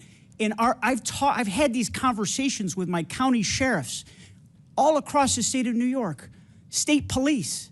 They want to work with the federal officials. They want to clean up these messes, but they can't because they are being threatened by you and our Attorney General that they'll take away their badge and end their careers. Been countless instances where we've cooperated with federal law enforcement. It happens on a daily basis. And so your characterization is just incorrect of how we provide information to people who ask for You it. share the database in its entirety with Canada, but you don't share it with the federal government. It's beyond belief. I mean, this is denial and excuses, Governor. You know damn well that the New York State Sheriff's Association, the State Association of Chiefs of Police have both condemned the green light law. Sheriffs from Erie County, Niagara County, Monroe, Albany, Broome, Dutchess, and Oneida counties, multiple parties represented here, not just Republicans, have warned that your law ties their hands. It puts officers' lives in danger, and it shields criminals from accountability. When you refuse to work with law enforcement, when you refuse to hand over data that can protect communities and save lives, you are actively aiding the illegal alien criminals who have crossed our borders and committed violent crimes. And the consequences are not hypothetical. Your bail reform law is the reason that Laken Riley is dead. He should have been in jail in New York, and he wasn't. He went to Georgia. He fled our state because he should have been in prison. These are tragic and real circumstances. In Buffalo, a Venezuelan illegal immigrant hacked his wife to death with an axe. In Syracuse, an Ecuadorian national strangled a young woman on her birthday and dumped her body in a park. In Irondequoit, in Monroe County, a Dominican national slaughtered an entire family, including 2 toddlers, and he set their house on fire. Governor Hochul, you took an oath to serve the citizens of the state of New York, and you've allowed violent criminals who came here illegally to hide in plain sight and to avoid federal officials because of your support for the green light law. I mean, this is an abomination. This is not keeping New Yorkers safe. We turn over the information you're referring to all the time. You're misstating the laws and its purpose. We cooperate all the time. As much as I want to believe you, Governor, I believe the cops more. Well, I believe the cops that I know and I trust in our same hometown that are out there in the streets every single day. Your laws put lives in danger. Your laws have led to people being murdered. my job is to protect the people of New York, and I fight hard every single day. I have doing done a more very lousy to job of reduce it, the Governor. crimes. Murder rates are down to historic lows, and we're working hard to make sure one crime is one too many. I take this very seriously, but we do cooperate when anytime they need help with law enforcement. And you're just that is refusing just to not accept what the law enforcement You're officials just not tell me, accepting Governor. the facts. I can't help that. I trust the professionals. You and I aren't police officers. I trust the people out in the field that wear a badge, that are honorable, decent, hardworking people. And that's why they should And be you have a record of disrespect to law enforcement, just like you disrespected every corrections officer in the state of New York. You have a lot of gall to come here and criticize the president for using the National Guard to actually bring law and order to the streets of our country. When you sent those same National Guard officers to become corrections officers after you destroyed the lives of so many of the hardworking corrections officers of the state when you broke their union. You're absolutely right. There is a distinction. I have the authority over the National Guard in the state of New York. The president is usurping the sovereignty of another state, of the 50 states, when he imposes the National Guard against the will of the governor. Just a difference of understanding of basic civics. Thank you, Mr. Chairman. I yield back. Mr. Chairman, I have a unanimous consent request. I'm sorry? I have a unanimous consent request. Proceed. First, I'd like to seek unanimous consent to enter into the record this article. Counties that provided sanctuary to undocumented immigrants saw falling crime rates, steady fines. Without objection, so ordered. Second, data shows sanctuary policies make communities safer, healthier, and more prosperous. Without objection, so ordered. And third, Trump team focuses deportation on immigration numbers, not criminals. Without objection, so ordered. Chair now recognizes Mr. Garcia from California. Thank you, Mr. Chairman. I want to thank our governors for being here as well. Thank you all for your service to your states and to our country. I want to just be clear, Donald Trump clearly and House Republicans are really not serious about helping our states and our cities. Before I came to Congress, I was a mayor and I worked closely with our police department, incredible men and women that worked really hard to promote policies that actually make the public safer. Now, it's on the issues in their neighborhoods, in the state, traffic violations, speeding, domestic violence. Those are the issues that people want to see addressed. Law enforcement should be focused on those issues, and I know the governors agree. Back in my home district in Downey, California, we've had agents just yesterday grab people in front of churches, their houses of worship. Agents refused to identify themselves and show warrants. An elderly man was dropping off his granddaughter at their local church and was detained in front of the property and the family. That is outrageous and should be disturbing to every single American. And we know this does actually nothing to protect the public. But this, of course, is Donald Trump's playbook. He doesn't care about the safety of the American people. He fuels hate and fear. It's no coincidence that Donald Trump is fueling chaos. At the same time, he's advancing legislation which the American people know is completely toxic and harmful to this country. We're looking at 16 million people losing health care. It's being debated right now as we speak in the Senate. Nutrition cuts for seniors and veterans, huge tax cuts for the wealthiest and the largest corporations in this country. And while this is being debated, Donald Trump is causing chaos and fear across our country. I want to ask the governors in the remaining time that we have. It is clear that healthcare and these impacts of this bill will impact all three of your states greatly. And so I have a brief question. What is the bigger risk to your state? Ripping away healthcare from millions of people across the country, thousands and thousands in your own states, or the law-abiding, working, undocumented folks in your states? And I'll let you each go ahead and give that answer. We'll start with Governor Pritzer. Thank you very much, Congressman Garcia. There are 770,000 people who stand to lose their health care in the state of Illinois, perhaps even more, depending on how this bill turns out. And I can tell you that there are people who are dependent upon Medicaid and Medicare to survive. I am deeply, deeply concerned about the deaths that will occur as a result of the cuts, not to mention that we're taking away SNAP benefits from families that need it most, and children. Veteran services, people who have PTSD, who need to see their therapist at a certain time, now have to wait much longer periods of time because of the threat of this bill. So I'm deeply concerned. DOJ has taken away one of our facilities in the state of Illinois already. It's a huge problem, and that is the threat. Thank you, Governor Walz. Yeah, thank you, Congressman. In Minnesota, in 2023, we were ranked as the top state for healthcare, home of the Mayo Clinic. We have more people covered almost than any other state. This bill would take 250,000 people off of healthcare, make it more difficult, reduce the outcomes we're getting. 40% of those are children receive their care through that way, and over 70% of nursing home patients. It would be catastrophic, and the state has built it up to improve lives of all of our citizens. Thank you. And finally, Governor Hochul. Healthcare is a basic human right, and I'm proud in the state of New York that 95% of people in our state have health care coverage. But these devastating cuts will throw off at least 1.5 million New Yorkers, and not just those individuals, but when hospitals in rural areas have to shut down, the entire community will lose important services. So this will have a ripple effect through our economy and hurt more than just the people who lose their Medicaid. And it is devastating and absolutely unwarranted. And we encourage everyone to stand up, speak up on behalf of their constituents, especially those from the state of New York who represent rural areas. They're counting on you. Thank you. Governors, I thank you and I yield back. Chair now recognize Mr. Biggs from Arizona. Thank you, Mr. Chairman. I get a kick out of you sanctuary state, county, city leaders who talk about having to deal with the border crisis. Cracks me up, actually.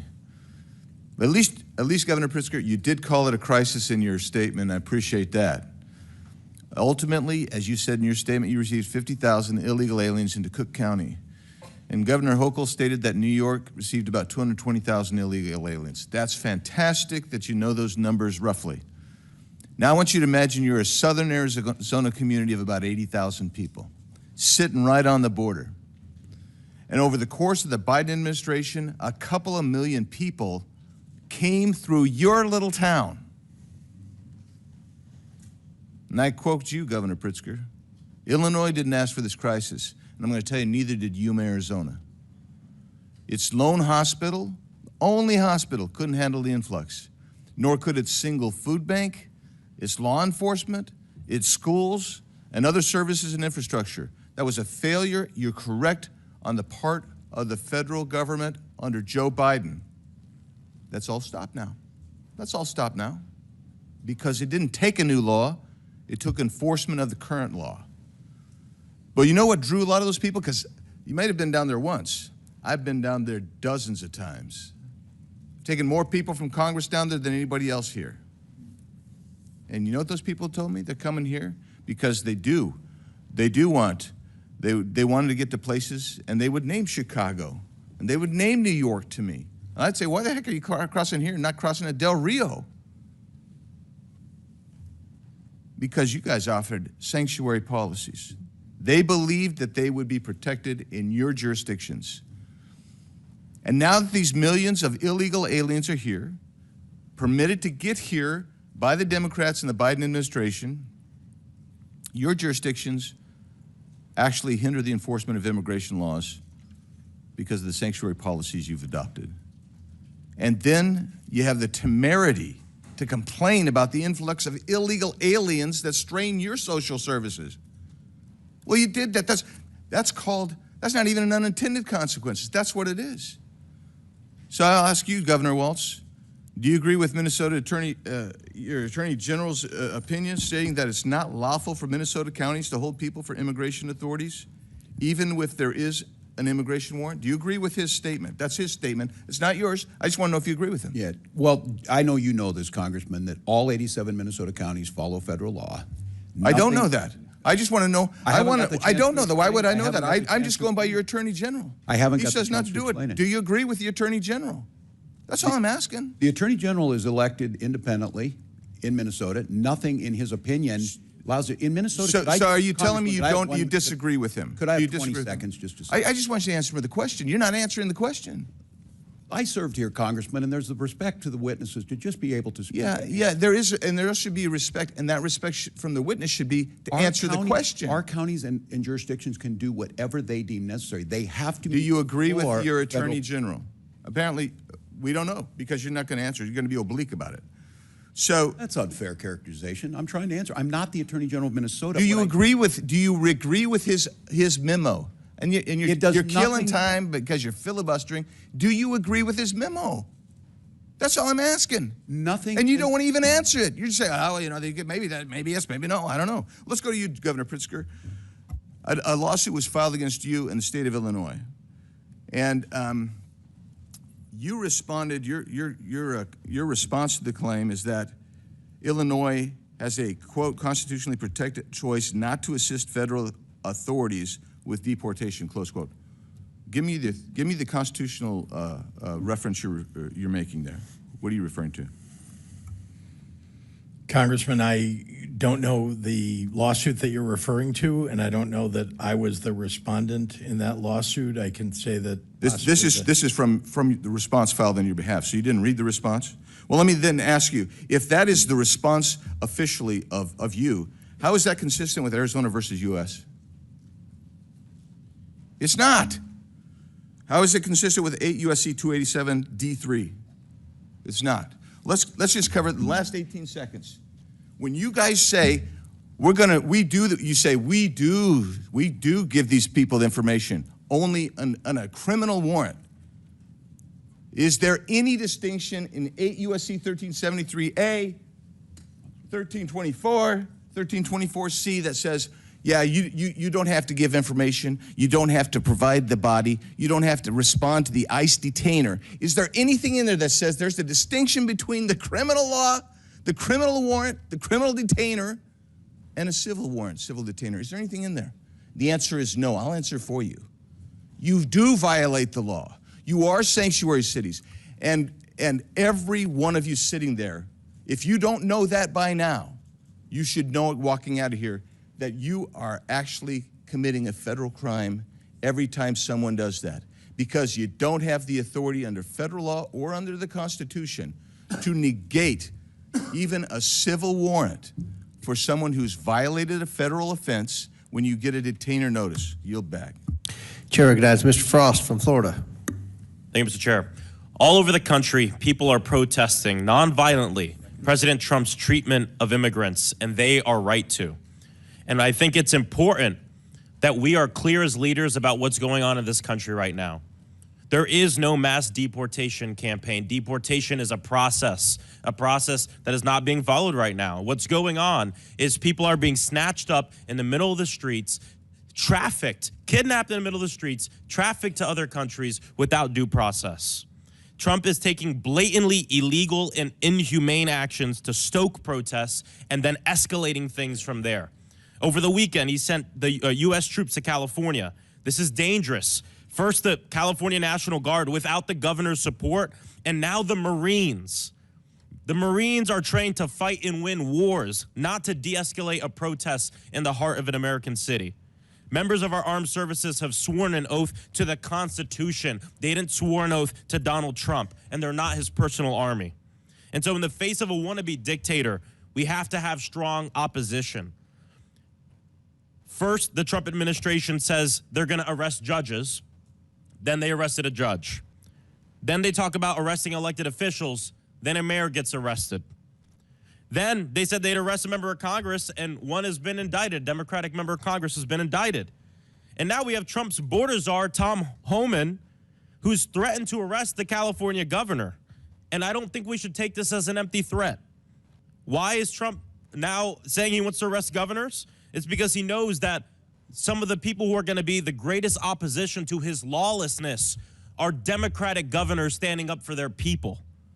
And so I'm just curious to hear from our three governors here today, because these things can be put forth as hypotheticals, but they're not hypotheticals. Elected officials are being arrested. This is happening. The DOJ is being weaponized against us. So if federal agents were to come to your door, to the governor's mansion, approach your security staff to arrest you. You have Tom Homan on the news saying, I want to arrest Governor Hochul, Governor Pritzer, Governor Walz. What do you do? What do you say? I'm just curious. Governor Hochul, if you can start. If Tom Homan comes to Albany to arrest me, I'll say, go for it. You can't intimidate a governor. What is this country coming to? When people can threaten us on social media and on cable news and try to stop us from doing our jobs. We're here on the front lines every day, fighting to defend our rights, our values, and the public safety of our residents.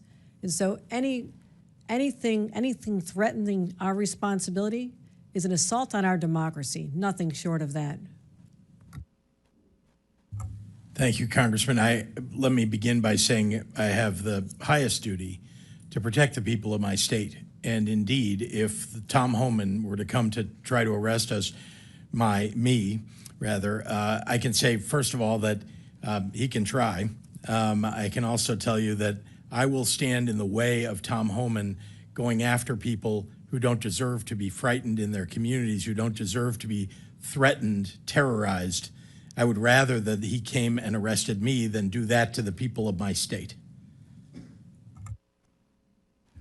Well, thank you, Congressman. And I was just sitting here listening today again. There's many of you in here, I friends on both sides of the aisle that I served here. The job of governor is very different than the job you're doing, but we need you. We need to work together. No one here wants to hear these horrific stories, but we have a job to do on limited resources. And equating that not doing ICE's job means we're not cooperating, we're patrolling our highways. I'm proud that Minnesota's a state third lowest in traffic deaths.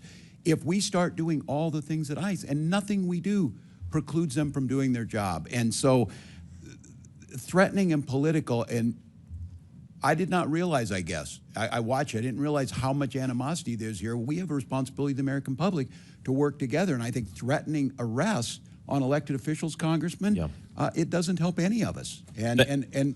Governor Pritzker's right. Our citizens are scared and angry, and it's not necessary. We can fix this with a bipartisan border bill. Help us out. Thank you, Governor. I want to end by saying former Governor and now Secretary of Homeland Security Kristi Noem just last year said that federalizing the National Guard would be a direct attack on states' rights. And now she's cheering it on. President Trump has consolidated power so much in his own party, there's little to no, pretty much zero, opposition left to his lawlessness. We hear it in this room right now. And the last thing I want to say, too, is what's going on right now is not just a distraction from the fact that they want to pass a massive tax break for the richest Americans and take away services and things from working families, but it's to enable it. These aren't two different stories, because the only way you rip away health care from 15 million Americans in this country and not feel like you have to fear for your job or that you're going to be protested every day is by scaring the people and suppressing their First Amendment right. What's going on in Los Angeles and what this Donald Trump wants to do around the nation is directly connected to the fact that he's going to take away health care from all of these people, 15 million Americans, to benefit people like him and his donors. And it's shameful. These aren't two different things. It's the same thing. I yield back. Chair recognizes Mr. Higgins from Louisiana.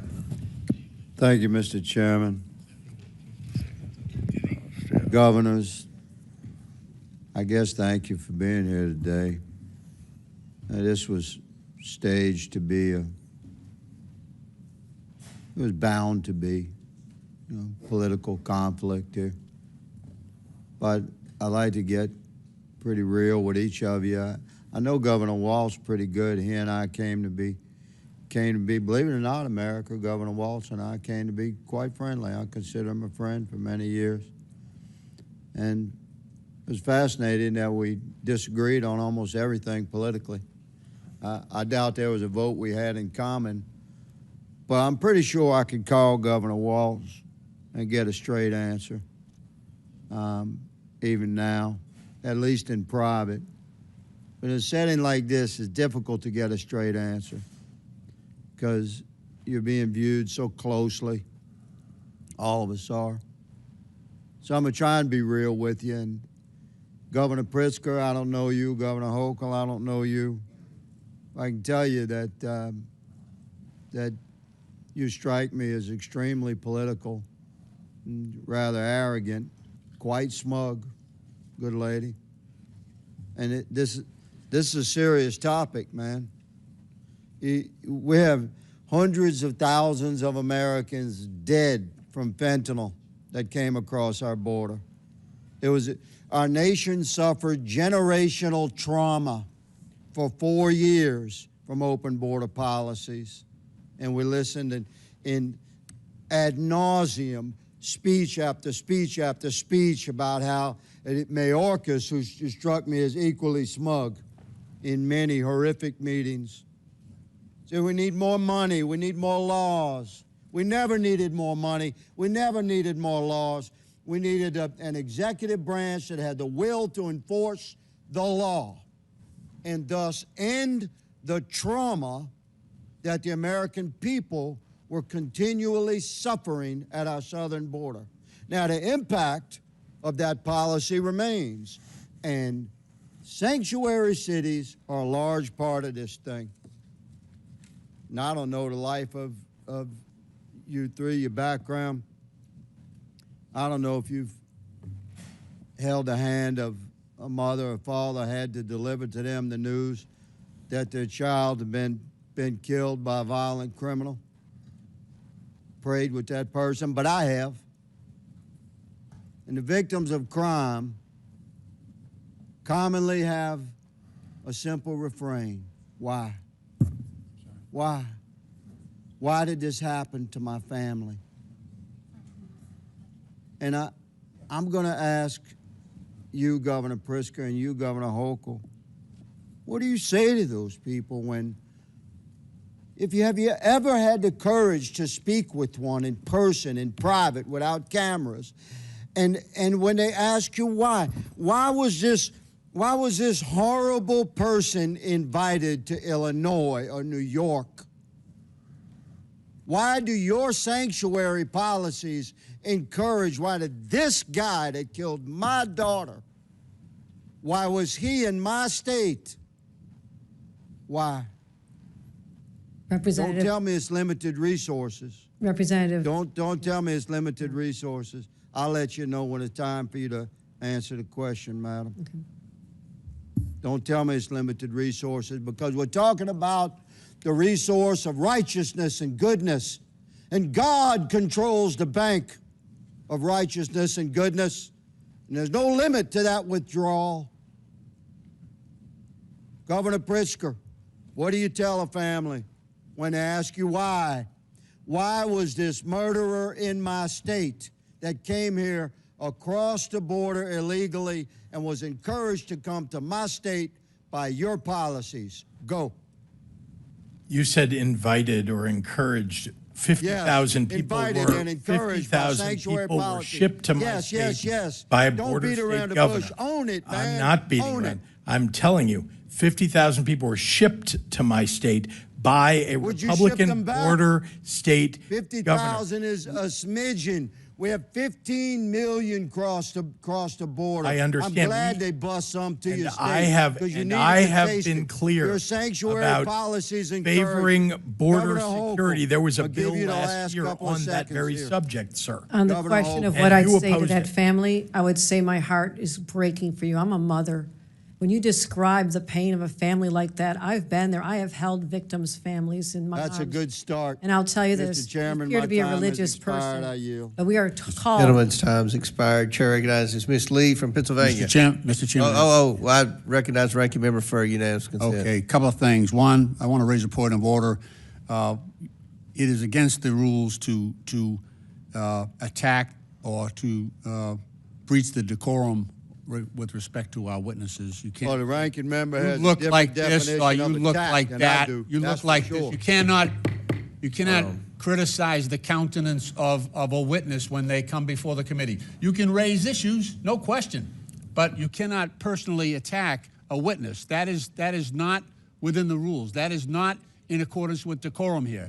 And I would raise that same concern if Did the ranking one of member our not call members us was attacking. Nazis? All right. Secondly, Proceed with unanimous consent. Secondly, unanimous consent. I have asking unanimous consent to submit a document entitled "Trump Wants to Cut Funding to Sanctuary Cities and Towns, but They Don't Actually Violate the Federal Law." Without objection to order, Chair now recognizes Ms. Lee from Pennsylvania.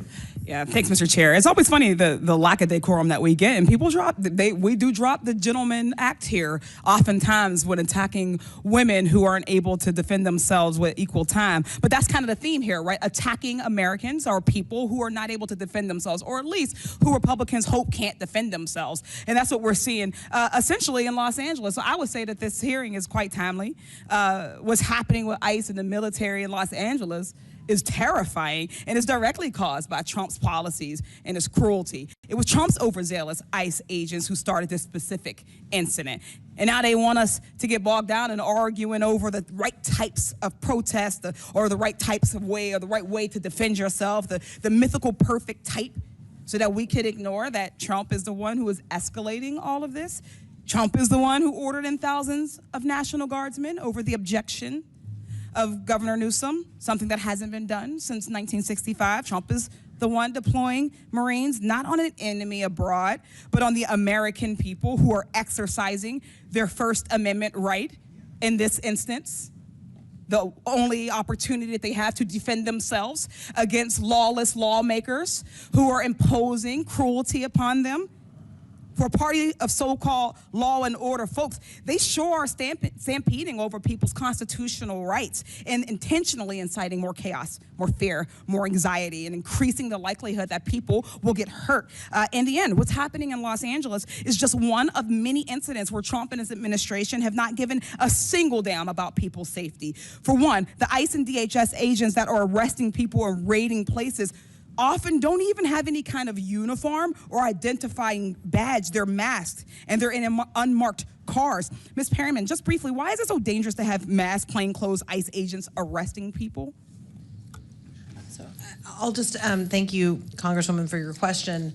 I'll go back to what I said before, that we know our Constitution recognizes and our country recognizes the importance of trust between local law enforcement, the federal government, and governors. And what we're seeing here is a breach of trust. It's an escalation, and it's dangerous for the American people.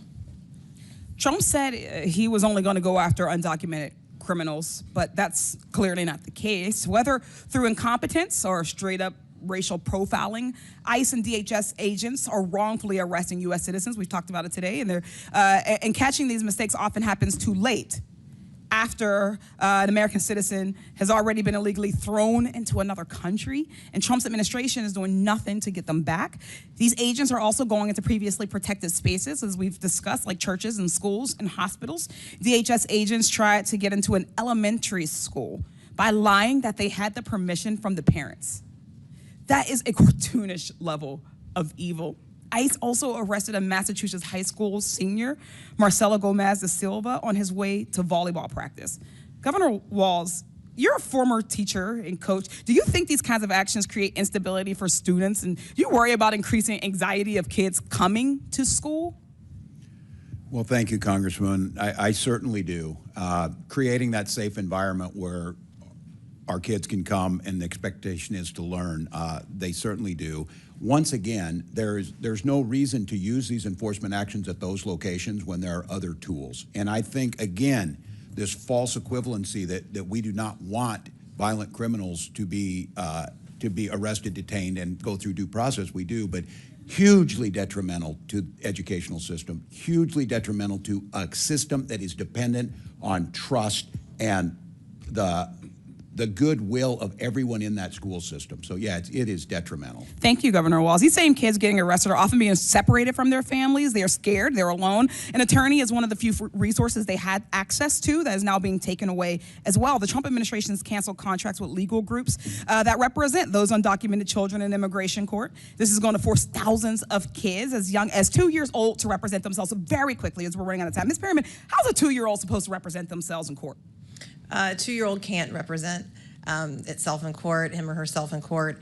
And I'll just say that we are in court every single day seeking to try to ensure that people have access to legal representation, which of course this administration is really seeking to curtail. They're seeking to ignore due process rights. I was going to say, would you say that it is due process if a 2-year-old is left to represent themselves? Absolutely. It's a flagrant violation of our Constitution. It's also something that shocks the conscience. We'll leave it there. Thank you. I yield back. The witnesses have requested a 15-minute bathroom break, but before we do that, I'm going to go to Dr. Fox for 5 minutes of questions. After Dr. Fox, we'll take a 15-minute break for the witnesses, and then we'll start back with Mr. Kassar. So Chair recognizes Dr. Fox from North Carolina for 5 minutes. Thank you very much, Mr. Chairman. Governor Walz, as you're aware, Minnesota saw the largest COVID-19 fraud scheme in the nation. The so-called nonprofit Feeding Our Future falsely claimed to have served 91 million meals to children, for which it received nearly $250 million in federal funds. According to the FBI, the $250 million in federal taxpayer money was, quote, funneled into luxury homes, cars, and lavish lifestyles while families struggled. In March, 2 individuals were convicted in connection with this case, and I understand related investigation continues. The FBI stated that, quote, the egregious fraud uncovered in the Feeding Our Future case represents the blatant betrayal of public trust. The FBI will not allow criminals to rob federal programs and walk away unscathed. We'll expose their schemes, dismantle their networks, and ensure they face the full weight of justice. Do you support the federal government's efforts to bring to justice those who stole federal taxpayer money at the expense of hungry children in your state? Thank you, Dr. Fox, wholeheartedly. And this is a great example. When the federal government works with the state, we reported it, they prosecuted them, they are in prison. So do you support federal efforts to bring to justice those who commit federal crimes in Minnesota? I most certainly do. Okay. Does Minnesota honor ICE detainer requests? Congresswoman, thank you for the question. I've been making sure I get my opportunity here. Minnesota follows all federal law. State law requires, and I would say the state law requires all state and county facilities to ask for immigration status when a convicted felon is committed and tells DHS if they're undocumented. All state facilities. DOC call daily basis, Congresswoman. And again, I say this is the floor. Counties can do more, but here's the confusion we have right now. Last week, a list of supposed sanctuary cities or counties were put out. Many of those were counties in Minnesota that had gone above and beyond. Their sheriffs said it put them at risk because they were doing that. They were sharing information and doing what they're supposed to do. It's a coordination issue. But you said in your answer it's only if they've been convicted of crimes that or a judicial warrant. Or a judicial warrant. That's correct. After due process has been served. So that you don't cooperate if they're illegally here and the ICE comes to get them. If they have gone through the process, Congresswoman, and they have received due process, and ICE's job is to come and get them. It's what I've been saying all day. But if they're here illegally, then they're here illegally. There's no, they've broken the law already. Many are here as asylum seekers. They've overstayed a visa. I have another question to ask you, Governor. As I've said before in this committee, innocent American taxpayers are collateral damage in the Democrats' pursuit of open border policies. Americans pay with their wallets, their safety, and all too often their lives. This is unacceptable. I'm sure you're aware, Governor, that your state has spent hundreds of millions of state taxpayer dollars to address the surge of illegal aliens in Minnesota. Are you also aware of any NGOs operating in your state that provide services to illegal aliens, and have those NGOs received any federal funding? I can't answer that at this time. I don't have it in front of me. Well, we have to end the shameful practice of NGOs working against immigration law enforcement efforts. That's why I introduced H.R. 245, the Grant Integrity and Border Security Act, to stop NGOs who work against U.S. laws from receiving a single cent of taxpayer funds. Americans should never tolerate a government that uses their own tax money against them. And Mr. Chairman, I yield back. Gentlelady yields back. Before we recess, recognize the ranking member for UC. Thank you, Mr. Chairman. I ask unanimous consent to submit an article from the Seattle Times entitled "National Sheriffs Association Head Tears into Fed's Sanctuary List." Without objection, so ordered. Pursuant to the previous order, the committee will stand in recess for 15 minutes. The committee stands in recess.